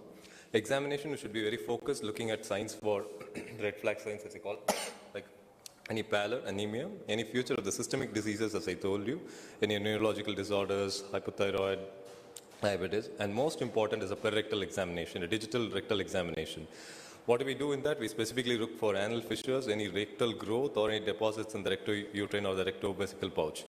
Apart from looking at these, we also have to assess. It's an opportunity for us to assess the anal sphincter complex. So what is the resting tone of the sphincter? We can ask the patient to squeeze and see if the external sphincter is working fine. Ask them to relax the sphincter to see if the sphincter tone is relaxes well. So it is a good opportunity for us to assess the anal sphincter complex as well. And also particularly if you find some red blood-stained stools in your finger when you do a rectal examination, we are looking at a possible sinister cause of constipation. So what will be the lab evaluation like? The aim would be to identify if there are any secondary causes of constipation, as I mentioned earlier. And also, if none of these is there, to understand the pathophysiology of this primary constipation disorder so that we can guide them through on the treatment. The basic investigations that we would at least ask for is complete blood count. And if you find an anemia, it's worthwhile doing iron indices. And to look for endocrinological causes like diabetes and thyroid. I think that's at least the base minimum that we should be asking for. If, based on history and physical examination and the lab evaluation, if there are any red flag signs, as I told you, if there is any significant weight loss, anemia, recent onset of constipation in an elderly, then we ask for a colonoscopy to rule out any mechanical cause of obstruction, like a cancer, or it could be a diverticular stricture. So that tells us that the stool is not able to pass through the colon, and that is why he is getting constipated. So colonoscopy helps us rule out any mechanical causes of obstruction. Once the mechanical cause of obstruction is ruled out, the path is clear, but still the stool is not coming out of the intestines. So what is the reason? It could be because of the slow movement of the intestine per se, or that could be some problem in the coordination between the rectum and the anal sphincter, that is the door through which it has to come out. So if they are not coordinated, and if we have to push in pressure from the rectum, but the doors are not opening, that meaning that the anal sphincter is not relaxing, then they are likely to get obstructed. Or there is a problem in the last end where there is a coordination, difficulty in coordination between the rectum and the anal canal. So to evaluate both of this, we have one that's called as a colon transit study. There is an X. We generally look at it like at 36 hours and 72 hours. And there is an Indian cutoff for this, and is moving very slowly. So that could exclude any mechanical obstruction. The colon transit study is normal. There is no slowness of the movement of the intestine. We assess the last complex, that is the rectum and the anal canal, through this rectal manometry. So it can identify the rectal pressures, it can look at the anal sphincter pressures, and it can also assess the coordination between these two muscles. Defecography is a real-time viewing of how the anal sphincter complex relaxes as the patient tries to defecate. The patient is given a rectal enema with some barium contrast and is made to ask to sit in a commode, and an X-ray is taken as he defecates. So it is a real-time viewing of what happens as the patient defecates. Sometimes we do use an endoscopic ultrasound to assess the anal sphincter complexes. Coming to the treatment part, the common one that we generally routinely tell or advise patients who come in with constipation is to take adequate dietary fiber intake, that is up to 20 to 30 grams per day. In India, if they are particularly vegetarians, most of them are already taking enough fiber. And if the patient has significant bloating, asking them to take more fiber may actually worsen the symptom of bloating. So we need to individualize when we tell these patients, and at least 2.5 to 3 liters of water and regular exercise, physical activity. Interestingly, of late, people have been finding that using an Indian commode gives a good, better physiological way of passing out the stools. There is a mechanism of the puborectalis sling which then gives you an angle through which the stool has to pass. And here they find that if you use an Indian toilet, it is easier. So multiple pharmacological treatments, I'm not going to go through that, but we'll be using some fiber which will improve the stool consistency. Something like PEG or lactulose, which makes the stool softer to pass. There are some stimulant laxatives which will improve the intestinal movement, apart from entero-specific kinetics called as cholokinetics like prochloropride, which are newer in the trainings. Non-pharmacological treatment, particularly if we identify dyssynergy, that is the problem in coordination between the rectum and the anal canal, we use biofeedback as the treatment choice to help them go through. A couple of short case scenarios is a 70-year-old gentleman who's a diabetic, hypothyroid and coronary disease on antiplatelets, presents with a short duration frequency of constipation with weight loss. So we have red flag signs here. Elderly male, has decreased recent onset constipation, weight loss. Rectal examination is normal. He's anemic, has low iron parameters. The colonoscopy actually shows an ulceroproliferative growth in the cecum. We have identified a sinister cause, and that undergoes a right hemicolectomy. On the other hand, here is a young lady, 32-year-old, presents with constipation for 3 years with the urge to pass stools, has to strain to pass stools, stays in the toilet for many hours, affects her daily work life. She's a multipara, has a history of difficult vaginal delivery. All her lab parameters are normal. So colonoscopy is also normal, so we have excluded any mechanical obstruction. When we do a rectal manometry, we find that there's a problem in the dyssynergy, and if she undergoes a biofeedback therapy, she does not help with fibers or laxatives. She undergoes a biofeedback therapy and she feels better. To summarize, constipation is widely prevalent. Detailed history and physical examination will guide us. Colonoscopy helps us exclude mechanical obstruction. Anorectal dynamics are assessed by rectal manometry and defecography. Squatting posture helps, and adequate fiber intake and specific interventions will help us in relieving them of constipation. Thank you so much for your time. Thanks, Dr. Parama, for a smooth delivery. So, of constipation, now we have developed diarrhea. May I invite Dr. Basamani to speak about loose stools?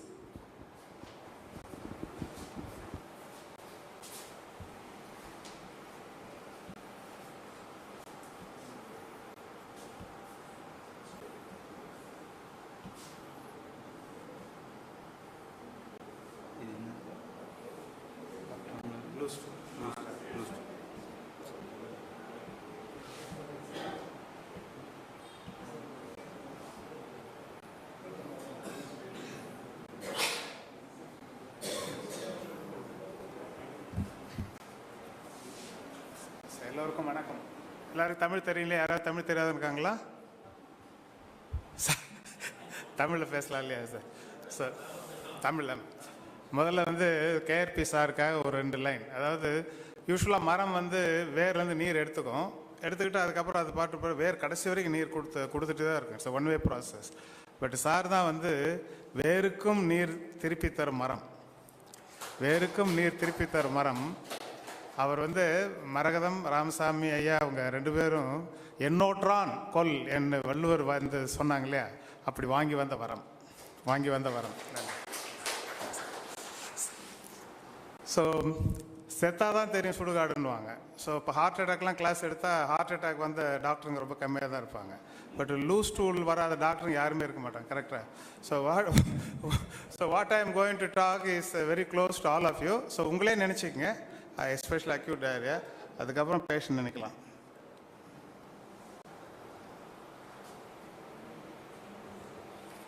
So from 2 to 3 liters of what we take, so saliva, bile, gastric juice, intestinal juice, அது ஒரு 7 liters. So small intestine handles 9 liters a day. அதில் ஒரு 2 liters large இன்டெஸ்டினுக்கு போகும். அதில் வந்து ஒரு 200-300 ml தான் வந்து மோஷனில் வரும். ஸோ மோஷன் வந்து மோஸ்ட்லி சாலிட் அண்ட் வாட்டர் இருந்தால் தான் மோஷன் வந்து சாஃப்டாக இருக்கும். சாலிட் இருந்தால் தான் பல்க் இருக்கும். So solid mostly bacteria and undigested waste. So imagine 9 liters வந்து ஈவன் 1% ஸ்மால் பவுல் டெஃபிஷியன்ட் ஆனால் கூட 900 ml. பட் 1% கோலான் பண்ணாக்கா ஒன்லி 20 ml தான் எக்ஸ்ட்ரா இருக்கும். ஸோ ஸ்மால் பவலில் ப்ராப்ளம் இருந்தால் லார்ஜ் வால்யூம் டயரியா வரும். லார்ஜ் பவலில் வந்து ப்ராப்ளம் இருந்தாக்கா அவ்வளோ large volume small volume diarrhoea வரும். ஸோ இது பார்த்தாச்சு. பிரமா வந்து மேலே பார்த்தாரு, இப்போ நான் கீழே பார்க்குறேன். So loose stools, diarrhea definition loose தான். So there is no concrete definition. So whenever the patient says என்னுடைய பேட்டர்ன் மாறி இருக்குனாக்கா அது diarrhea நம்பணும். So mostly it is more than 3 grams per day, but 3 stools per day. But most important, the women with multiple deliveries or neurological problem, the anal sphincter உள்ளவங்க வந்து they can have incontinence of normal stool. அவங்களும் வந்து diarrhea mistake பண்ணும். So rectal எக்ஸாமினேஷனில் anal sphincter tone இல்லைன்னாக்கா you should not label them as diarrhea. It's a pseudo diarrhea. அதே மாதிரி நிறைய டைம் வார்டு ரெஃபரலுக்கு போய் டயரியான்னு கூப்பிடுவாங்க. பேஷண்ட் வந்து ஐசியூவில் 10 நாள் இருப்பாங்க, மோஷனே போயிருக்க மாட்டாங்க, லாக்டோஸ் ஏதாவது கொடுத்துட்டு இருப்பாங்க, ஹார்டாக கார்க்கு மாதிரி ரெக்டத்தில் ஸ்டூல் இருக்கும், பக்கத்தில் வழிஞ்சிட்டு இருக்கும், உடனே லோப்ரமேட் மறுபடியும் போட்டுன்னு இருப்பாங்க. 2-3 நாளைக்கு வந்து மறுபடியும் நிற்கும், அப்புறம் திருப்பி வரும். So this is called pseudo diarrhoea or overflow incontinence. So please examine the patient and make sure it is not incontinence or overflow.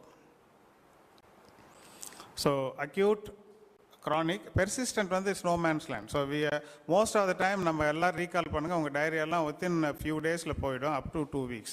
இப்போ இட்ஸ் மோர் தேன் 4 weeks இப்போ call it chronic diarrhea. So most of the acute diarrhoea வந்து watery diarrhoea. வாட்டரினாக்கா non inflammatory, that means gut epithelium is not damage. Mostly சாப்பிட்ட உடனே வந்தால் staff aureus, நடுவாந்திரமாக வந்தால் Clostridium, கொஞ்சம் லேட்டாக வந்தால் ஈகோலை, ரொம்ப நாள் நீடிச்சது வாட்டரி டயரியானாக்கா இப்போ வெல்ல அன்கண்டாமினேட்டட் வாட்டர்னா ஜாடியா, இம்யூனோ காம்ப்ரமைஸ்னா கிரிப்டோஸ்போரியம். ஸோ வேறஸ் மியூக்கஸ் பிளட்டெல்லாம் வந்ததுன்னா அதுக்கு பேர் டிசென்ட்ரி. ஸோ டயரியாவில் வந்து மியூக்கஸ் பிளட், யூஸ்வலாக இது கூட வந்து ஒரு கிராம்ப்ஸு, ஃபீவர், அப்டாமினல் பெயின்லாம் இருக்கும். So SSYCE. So salmonella, shigella, salmonella gastroenteritis, not salmonella typhoid. So shigella, yersinia வந்து மீட் தான் மெயினாக, பீஃப், போர்க்கெல்லாம் இப்போ ஸ்விக்கியில் ஆர்டர் பண்ணி சாப்பிட்றாங்க இல்லையா, கேம்பிலோபாக்டர் அண்டு இன்வேசிவ் ஈகோலை. ஆன்டிபயோட்டிக்கெல்லாம் எடுத்தாக்கா சி டிஃபிசைல். அண்ட் இந்தியாவில் எப்பொழுதுமே வந்து one should remember possibility of amoebiasis. So acute diarrhea, only thing that we need to do is whether they are mild, moderate or severe dehydration and treat accordingly. டாக்டராக இருக்கிறதுக்கு ஏதாவது நம்ம வாழ்க்கையில் செய்கிறோம்னாக்கா அதை appropriate டைமில் ஃப்ளூயிட் கொடுக்குறது தான். I don't think we make much difference in most of the situations as compared to timely administration of fluids. நல்ல டீஹைட்ரேஷன்களுக்கு வந்து கரெக்டான ஃப்ளூயிட் வந்து கரெக்ட் டைமில் கொடுத்தீங்கன்னா ஸ்டிச் இன் டைம் சேவ்ஸ் 9. நிறைய தடவை அக்யூட் கிட்னி இன்ஜுரி இதெல்லாம் இது பண்ணலாம். Oral is better. So oral rehydration fluid வந்து it's the most important discovery of medicine. Because அதுக்கு முன்னாடி நம்ம பாட்டிங்கெல்லாம் வந்து பேதி ஆகிற குழந்தைங்களுக்கு வந்து ஒன்றுமே கொடுக்காம ஸ்டார்வ் பண்ணுவாங்க. பிகாஸ் கொடுத்தாக்கா திருப்பி வருது அப்படின்ட்டு. Only as long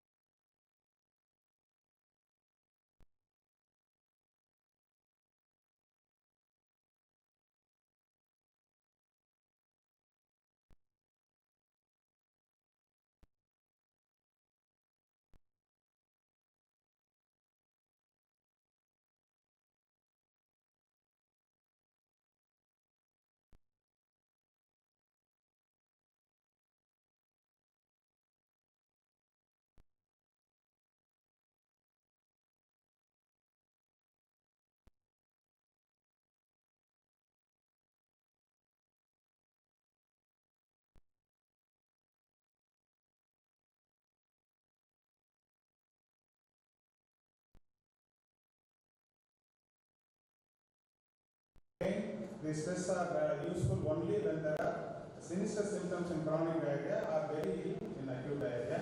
And the watery and the bloody is not inflammatory and non-inflammatory. Even inflammatory diarrhea can be watery.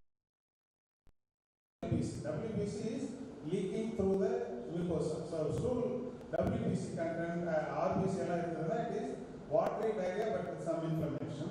அதே மாதிரி அந்த WBCல உருவாகிற புரோட்டீன் தான் calprotectin. So it's intra compartmental CRP. கட்டுக்குள்ள வர்ற சிஆர்பி மாதிரி இருக்கு. ஸோ சிஆர்பி இன்ஃப்ளமேஷன் வந்து சீரத்தில் இருக்கு. பட் இன்டெஸ்டினல் இன்ஃப்ளமேஷன் பற்றி கேட்குறதுனாக்கா ஸ்டூல் கால்ப்ரோட்டைன் ஒரு டெஸ்ட் இருக்கு. Calprotectin is increase then that is inflamed and disease. If calprotectin is normal, that is healthy and misbehaving like an irritable bowel. So second important point, if you are really worried about organic gut disease, ask for stool white blood cell, stool red blood cell, and if available, stool calprotectin. So again, anemia is a sinister sign. Another microcytic, which is low MCV, hypochromic, which is low MCH. ஒரு செல்லில் வந்து colour கம்மியாக இருந்தால் MCh ஹைப்போக்ரோமிக், செல் size சின்னதாக இருந்தால் MCV. So print அவுட்டில் பாருங்கள், எம்சிவியும் MCH லோவாக இருந்தாக்கா it is iron deficiency anaemia until proved otherwise like thalassaemia. So alarm symptom எல்லாரும் சொல்லிட்டாங்க. So these are the spotters. So pancreatic liver disease இருந்து ஸ்டேட்டோரியா அண்ட் வெயிட் லாஸ் தான் இதில் கண்டிப்பாக ஒரு சினிஸ்டர் சிம்டம் இருக்கும், ஸ்டேட்டோரியா அண்ட் வெயிட் லாஸ். இது வந்து pain, diarrhea and weight loss. In young people, if they have a central abdominal pain, diarrhea and weight loss, diarrhea of more than 4 days, 4 weeks, it is TBA intestine or Crohn's disease and reproved. The triad, central abdominal pain, chronic diarrhea and weight loss is due to TB of the terminal ileum or Crohn's of the terminal ileum until proved otherwise. The suspicion is illana parallel, but suspect these conditions whenever the triad comes to you. So Crohn's colitis, which is deep ulcers and skip, whereas continuous ulcerative colitis. Ulcerative colitis வேற ஏமாத்தம் நான் bloody diarrhoea வரும். But பிளட்ல வந்து RBC இருக்கும், WBC இருக்கும், கால்ப்ரோடெக்டின் ரைஸ்டாக இருக்கும். So colonoscopy காமிச்சு கொடுத்துரும். So இதுதான் வந்து பிரமா கலரில் போட்டார் கொலனோஸ்கோபி. இந்த ஓல்டன் டேஸில் barium enema apple core. Again இங்கே வந்து வெயிட் லாஸ் இருக்கும். Compared to constipation, diarrhoea is a more sinister symptom. 6 weeks கான்ஸ்டிபேஷனில் கேன்சர் அவ்வளோ கிடைக்காது. பட் 6 weeks டயரியாவில் take diarrhea is a more sinister symptom compared to constipation. You are more likely to find left-sided colorectal cancer. Or cecal cancer is more present with anemia than constipation, whereas left-sided cancer can present as intermittent diarrhea or persistent diarrhea. So, everything normal, spasm, long history, irritable bowel syndrome, which is the default diagnosis of diarrhea. So, 7 rules to seek the help of a gastroenterologist. 40 வயசுக்கு மேலனாக்கா 6 வாரத்துக்கு மேலே rectal bleeding and loose stool. வேறு 60 வயசாக இருந்தால் ஏதாவது ஒன்று இருந்தாலும் பரவாயில்ல. ரூல் நம்பர் 2, 60 வயசுக்கு மேலே இருந்தால் rectal bleeding consistent with non outlet bleeding more than 6 weeks or looser stools more than 6 weeks. Any age, if you feel a mass in the abdomen or rectum, any man with unexplained iron deficiency anemia of any age, in women, premenopausal and postmenopausal, post-hysterectomy, post-menopausal or premenstrual, any woman with anemia. So in the rule தான். So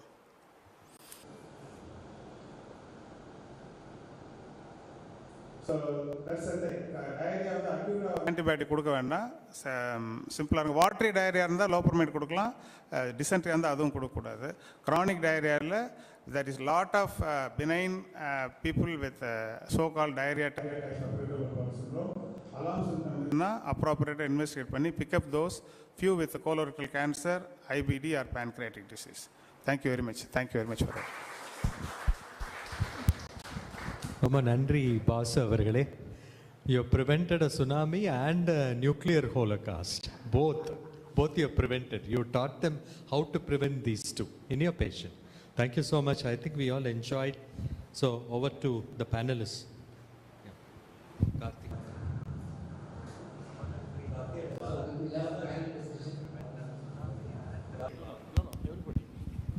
I would request all the panelists to come on the stage for the panel discussion, question and answer. We have a visitor from US. I think I'm very happy to welcome Dr. Govindraman from the United States gastroenterologist. So I would also request Dr. Govindraman to join us as a faculty here. No, probably he can share his experience and probably give some advice for us also.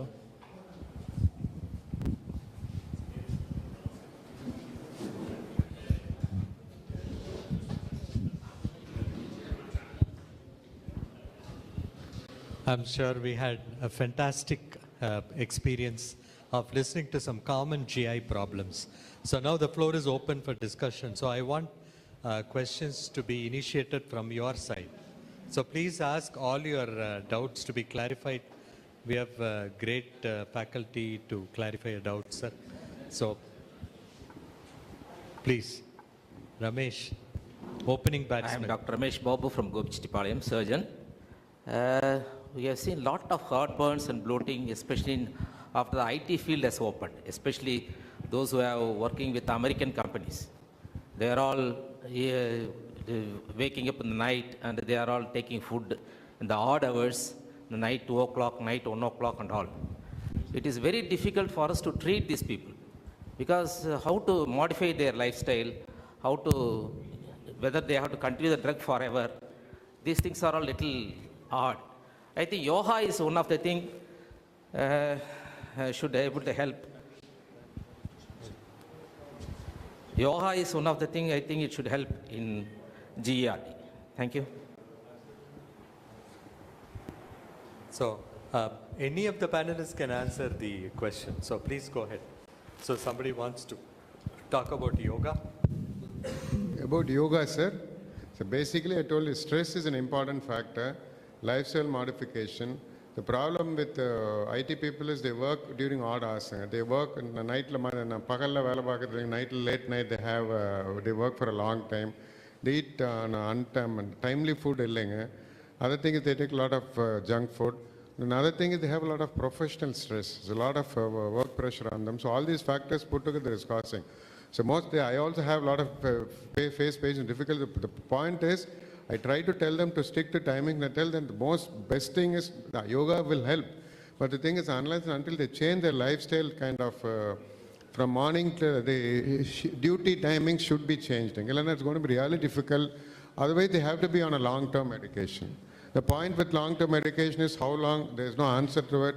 And similarly, the side effects of these medicines, the only thing, best way is to avoid stress and probably changing a job so that if the symptoms are really severe and the quality of life is going down like anything, then probably they have to change their job and then that's how they manage. Otherwise, long-term medication. Another thing is because they go through Google and come to us and talk about all side effects of medicines, all side of diseases. They talk about heart attack, they talk about Barrett, they talk about cancer. How much explanation we give, they won't be in a position to understand. That is the problem, sir. They should modify the lifestyle. Unfortunate, sir. I have a doubt to ask Prem. He said avoid stress. But before marriage, we can avoid stress. After marriage, how do we do? How do we escape? Kashtam, Please sir. tell us. Kashtam, sir. There have been a beautiful paper in the American College of Gastroenterology last year, which gave music therapy. So they've objectively evaluated sets of people followed up, and they've shown that the stress levels come down, all their symptoms. They took the epigastric pain syndrome, which is a functional pain. You know, like somebody comes with a pain, burning, and then you do endoscopy, you don't see anything. It's a typical ultrasound, CT, nothing reveals anything. I think they were all speaking about it. So there is a functional pain, so which is called an epigastric pain syndrome. Even twice a day. That is our habit. But now the lifestyle is again, the dietary, everything is changing. Constipation is again becoming a very common factor. And as a surgeon, I am seeing more of fissure in ano. That is a very important thing. Because of constipation, they suffer a lot with fissure in ano. Slowly we are going. I think British Journal of Surgery always, I think every 6 months, they review a journal, review a fissure in ano. They give botulinum toxin, one time they say something else. Nobody has a permanent relief for fissure in ano, unless otherwise they have a dietary. That's just a comment. Sorry, I think Prama wants to respond. Hello, sir. I'm Dr. Kumaresan from Gopichetipalayam. First of all, I would like to thank Dr. KRP sir and the galaxy of gastroenterology who have descended all the way down here to make our day today a very fantastic and useful day. So far, we have seen so many camps done by you. Hundreds and hundreds of patients have got benefited out of that, bringing in state-of-the-art equipment like narrow-band imaging, colonoscopic materials, everything like that. And now it's a chance for us. We are lucky to get all those benefits to the doctors directly. And I'm sure that with the enlightenments what we have given today, we will pass on to our patients over here, and a lot more patients will be really getting benefited.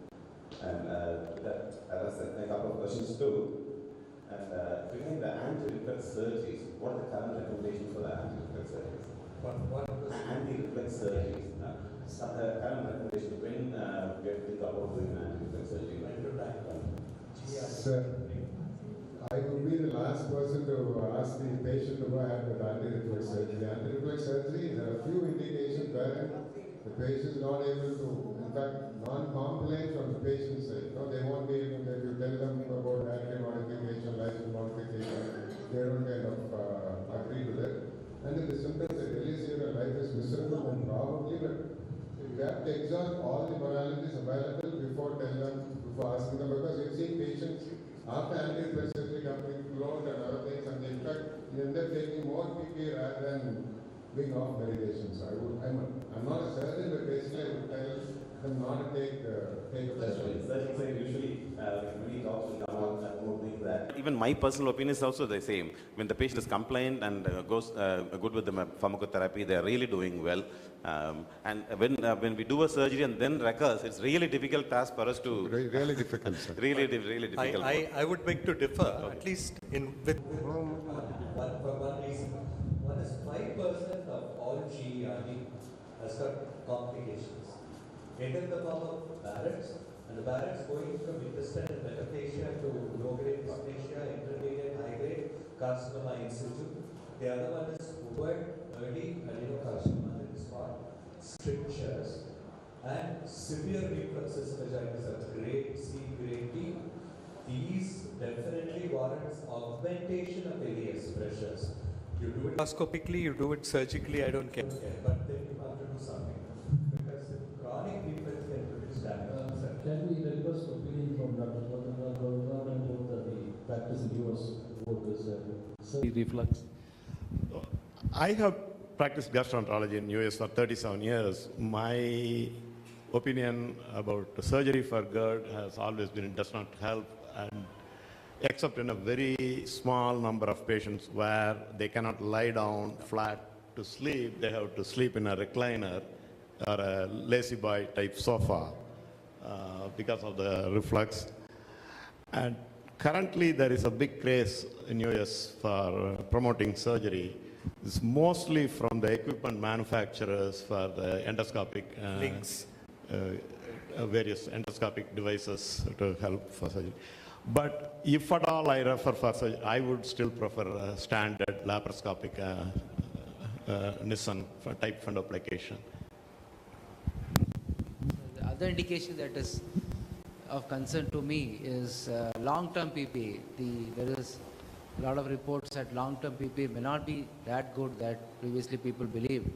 So if younger person diagnosed have GERD, has a risk of developing some complication after 10 years of PPA, 20 years of PPA, 30 years of PPA, we don't know. So such a patient comes and asks for a surgery. So that is a good indication for referral to surgery. It's always there because we have to respect people's beliefs also. So I cannot tell them, you go on taking PPA, let us see what happens. You just cannot do that. Yeah, there is an option. You have to give the option to them. So let them decide. No, there is a category called disruptive GERD, which interferes with your quality of life. Correct. Then you definitely need to something definitive you have to do. No, I just want somebody to answer because most of us are on long-term PPI. Plus most of you, I don't know, most of you have maybe taken this proton pump blocker like Pantocid and many other drugs. I just want an opinion from Dr. Basamani. Can you just tell the audience how long we can use PPI? What's your advice? So PPI can be used for 8 weeks in endoscopy proven erosive esophagitis till they heal. And for 2 weeks along with antibiotics for H. pylori eradication therapy. Very rarely for somebody who had a peptic ulcer bleed and they need aspirin, clopidogrel, and they have multiple risk factors, anticoagulants. There you accept the evil of PPI as a trade-off to prevent a life-threatening bleed. Except these 3 situations, the last situation is the only long-term. And all other situations, I think we are grossly abusing PPI. So PPI is not for long-term use at all. And I fully agree with sir. And if somebody needs long-term PPI for symptom control, improving quality of life, they should be openly given a choice, whether they want some kind of anti-reflux measure. When endoscopy delivered anti-reflux measures become safe and affordable, I think this concept will change among public as well as clinicians. I think. And not only safe, affordable, sir, also effective. So PPIs are for food poisoning, atrophic gastritis, B12 deficiency, vitamin D deficiency, iron deficiency, rarely magnesium deficiency, rarely renal impairment, hypokalemia, so causing tubular changes. So they are not for long-term use, but people want to continue practice. So one of the panelists takes a lunch at 4:30 in the afternoon. So, so instead of reining the lifestyle, we want to bail ourselves out with the PPI, and that is not the way. That should change. Hello, I am Dr. Fazla from Coimbatore, pediatrician. Rotavirus vaccine, role of rotavirus vaccine, they say it's optional. Please kindly clarify. Sir, you are the authority to tell, sir. We are pediatricians. You please educate us, please. Go ahead, sir. No, they say by giving the rotavirus vaccine, it's preventable. But most of the patients, they take even after the rotavirus vaccine. We have so many diarrheas. So unless I don't even have any experience in recommending rotavirus because we don't see pediatric patients. But from what you say, like COVID, no, we took vaccine, we still had COVID. So if a hi-fi lab proves that it is still due to rotavirus, then the efficacy is suboptimal. Or rota is only one of the viruses. No, there could be a lot of other reasons a child can get repeated diarrhea. So rotavirus is predominantly indicated for infants, right, sir? Infants and younger children. Probably the commonest cause of infantile diarrhea is rotavirus. But if the child grows up, probably other viruses also is of considerable interest in causing diarrhea, like Novak and other viruses. So early childhood, infant period rotavirus is okay, but it will not prevent the later childhood diarrheas or adult onset diarrheas. Yes, the Dr. Tangamuthu is a senior surgeon in Gopichittipalayam. I think when I was doing my PG, also in PG and all, used to work in Madras Medical College as assistant professor. Yes, sir, please go ahead, sir. Night regurgitation. Mike, please. Night regurgitation and its complication. Night. Regurgitation. Yes, sir. Yes. Karthik, the mic. Sir, so night regurgitation, basically what they did is they did these studies and they found out that there's something called as nocturnal acid breakthrough, wherein despite taking tablets, we are taking, like suppose you take a PPI. Okay, previously patients used to take H2 receptor blockers and then it moved to Pantocid or pantoprazole, rabeprazole and subsequently. And despite this, patients were complaining that at night they started getting symptoms. So what is this is? This is basically a concept that at night you have an increased secretion of acid and this is known as a nocturnal acid breakthrough.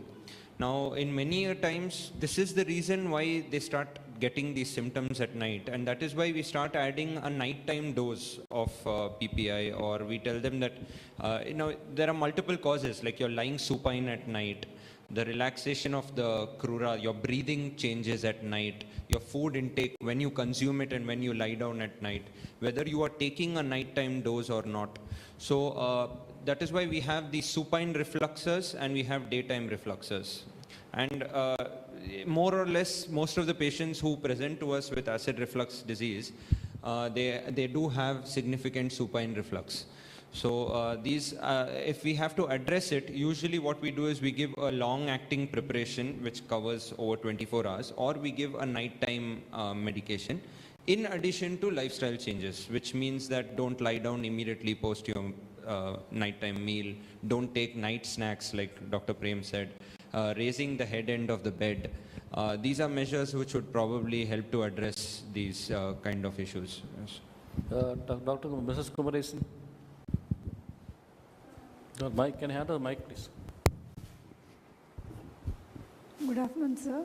I'm Nandita Kumaresan, Madam, louder, madam. Just louder. Good afternoon, sir. I'm Nandita Kumaresan, gynecologist. I would like to know if there is a role for endoscopy in pregnancy, because all of these symptoms are with all our patients too, who have it for a quite long time, even till the end of, till the delivery.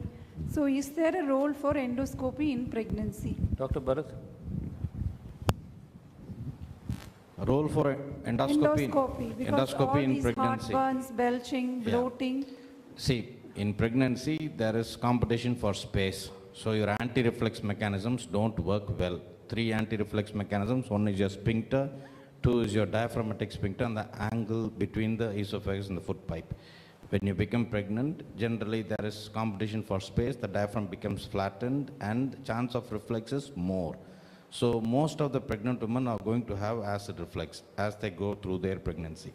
But there is no, you need not do an endoscope straight away for those people who are having reflux. But there are certain conditions, as we keep on repeatedly mentioning about alarm features. If you are having any other associated alarm feature, like predominant pain, not only just acid reflux alone, predominantly abdominal pain, and progressive loss of blood, like progressively anemic, significant epigastric pain syndromes. In those conditions, when we have lack in gaining of weight, when we have those sort of alarm features, we can go ahead and do an endoscope.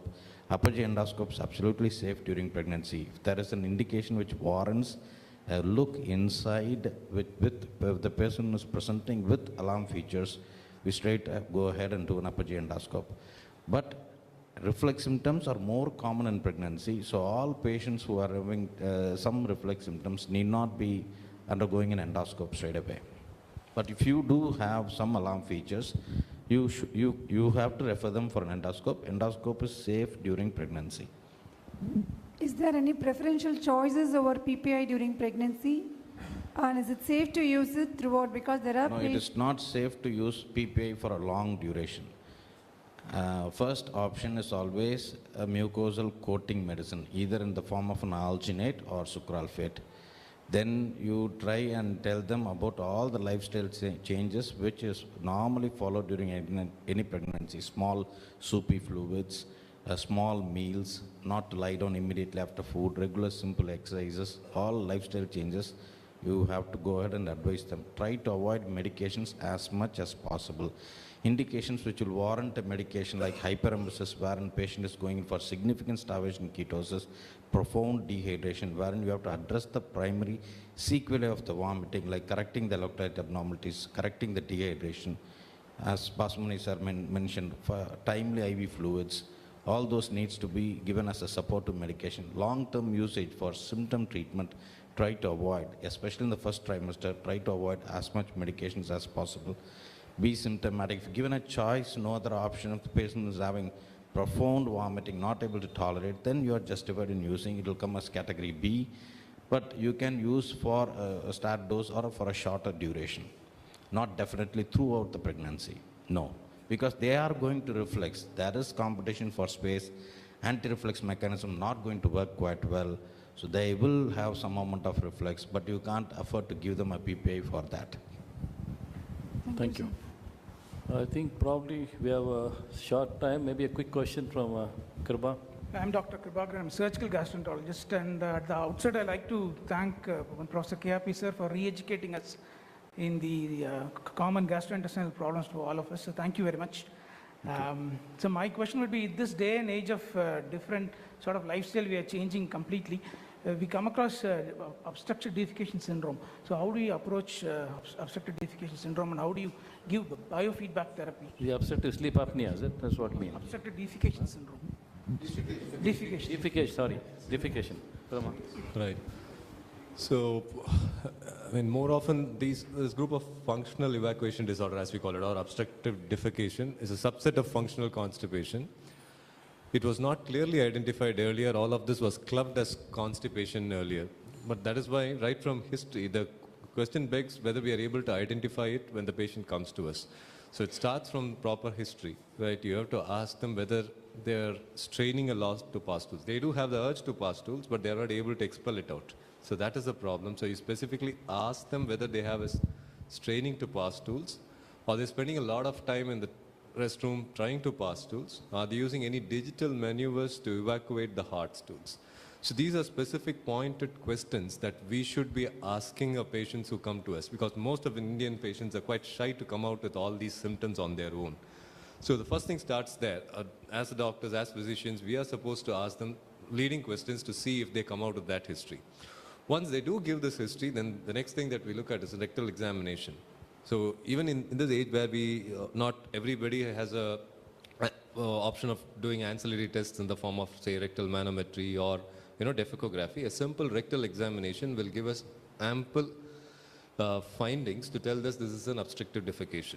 So when you put in rectal examination, apart from looking at blood and stools or any growth, we also take it as an opportunity to examine the anal canal complex. So you look at the resting tone, squeezing tone, and ask them to strain down as they would try to defecate. Generally, the anal sphincter should relax well as they try to pass the stool, as they try to defecate. Quite often, what you will find, to a surprise, is that as they try to pass down, as they bear down to pass the stool, you will find that the anal canal actually tightens around your finger. That is, they're squeezing it hard. So it's like it's a closed barrel against which they are pushing, right? So a good rectal examination at the bedside is good enough to identify obstructed defecation syndrome. This is possibly borne out, or you want to confirm it, you can do a rectal manometry if the facility is available. You can also, there are many more pelvic floor disorders which can be identified by defecography.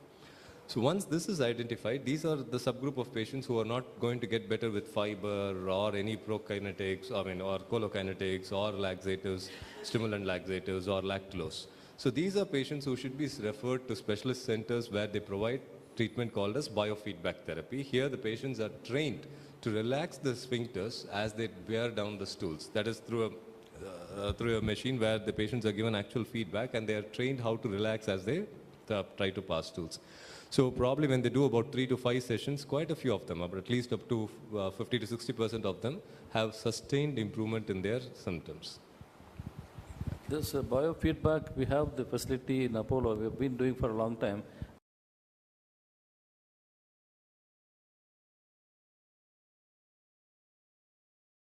That too, that follows antibiotic therapy, and some people with metformin and all. So don't we think it is mandatory to give prebiotics in all the antibiotic therapy? Yes, Bharat. So there is no specific indication for usage of prebiotics or probiotics for all the people who have antibiotics. But if antibiotic associated diarrhea happens, then we can try with certain yeast preparations which helps that. Bloating secondary to medications like metformin, tolerance develops within some time. If you continue giving that same metformin, they will develop tolerance to that bloated, it's not a dose limiting or a dose avoiding side effect of that tablet. It's a very good tablet, but initially everyone will have some amount of bloating because that's one of the mechanism of action of metformin as well in trying to get the glycemic control. So they do develop tolerance, but routine usage of probiotics along with antibiotics is not in the guidelines. Bloating secondary to certain bacterial overgrowth or some dysbiosis in the small bowel can get benefited with certain usage of antibiotics, probiotics like bifidobacterium and all, wherein we have got some amount of studies. But routine usage of probiotics with antibiotics is not advised, or with metformin is not advised. Some people say myalgia is a gas trouble, and when we press here and there, they say they belch.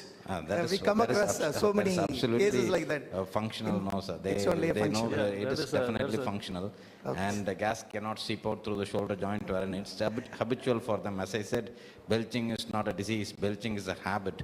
You want to belch 100 times, you can keep belching 100 times. They press here, they'll belch. They press here, they'll belch. But that doesn't mean anything organic. We have to look up for some definitive findings. It's called aerophagia. So you can get belching due to reflux. But aerophagia is the one, they just pass gas out. But pressing here and there doesn't it's only probably feeling. It's a functional. And you should tell them, the gas can come out only through the mouth or to the anus. And it doesn't go to the muscle planes. So it's functional. So I think I would like to thank everybody. Next few minutes, Mr. Muthukumar of Nachiyappa Agro Services want to honor the faculty.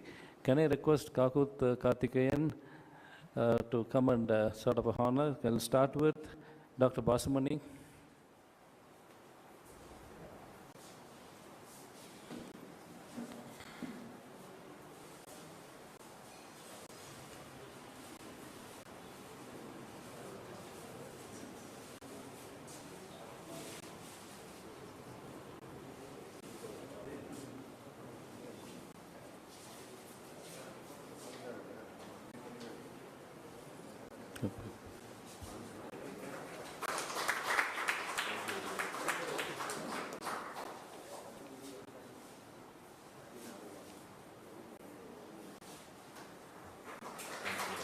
Next to Dr. Karthikeyan from Royal Care.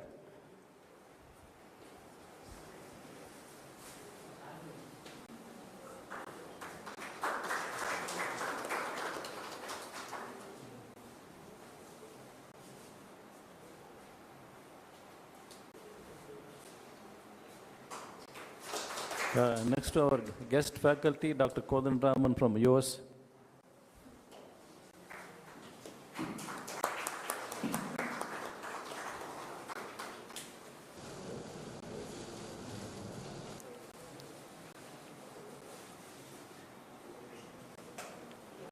Dr. Bharat.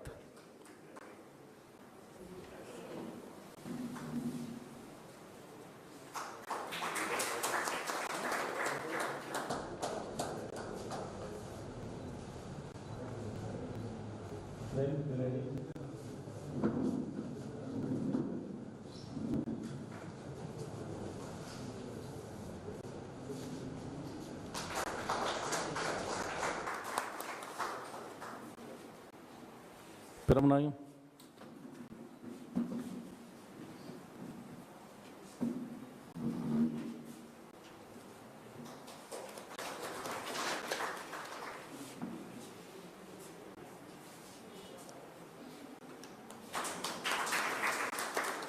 Karthik.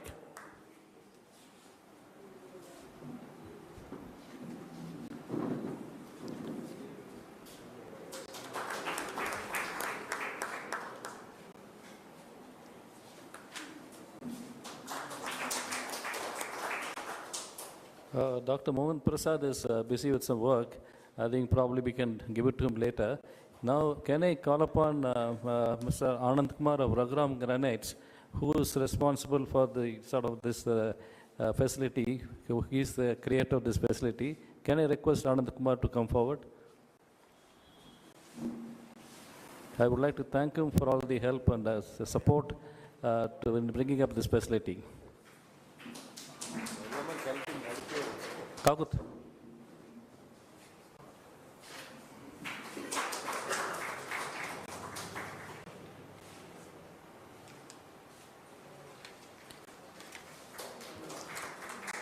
Now,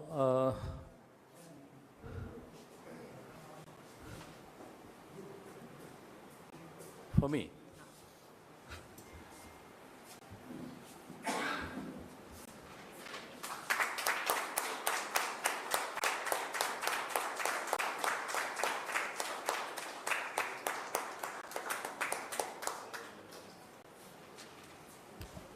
this program of this magnitude will not be possible with the support of industry. The pharma industry, the Sun Pharma, now headed by Mr. Ramachandran, is of great help. Always, whenever we hold a meeting, we just make a call. He is there. I would like to thank him. Sun Pharma, they want to just give a memento for all the faculty. Can I just...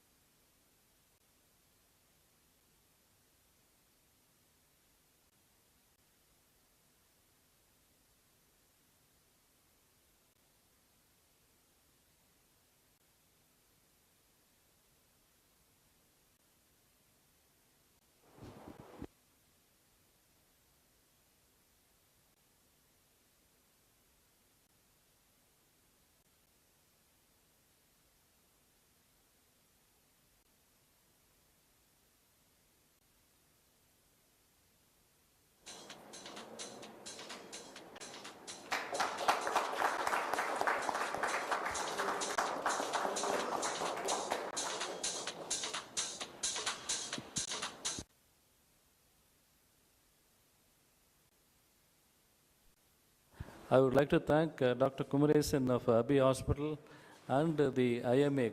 I, in fact, called Dr. Kumaresan and just mentioned about this meeting, and he was of great help, and he gave our contacts with the IMA. And without his support, I don't think it's possible to have this sort of a crowd on a Sunday afternoon. Thank you very much, sir. And also, I would like to thank my family here, my brother, sister-in-law, and with a specific mention to my nephew, Jawahar, who is of great help, and he has been a sort of a help always. I would like to thank him for all the support.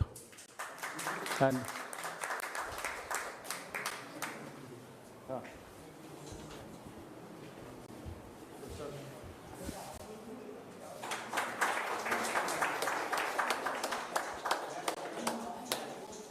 can I request the shawl and this to Dr. Mohan Prasad?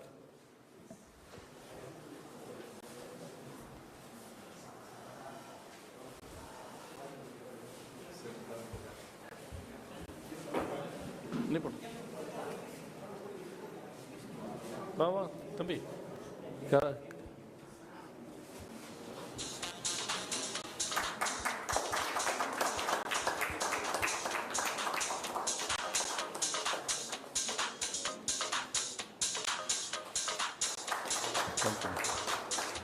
So I would like to thank everybody who come and taken off on a Sunday afternoon to be here with us.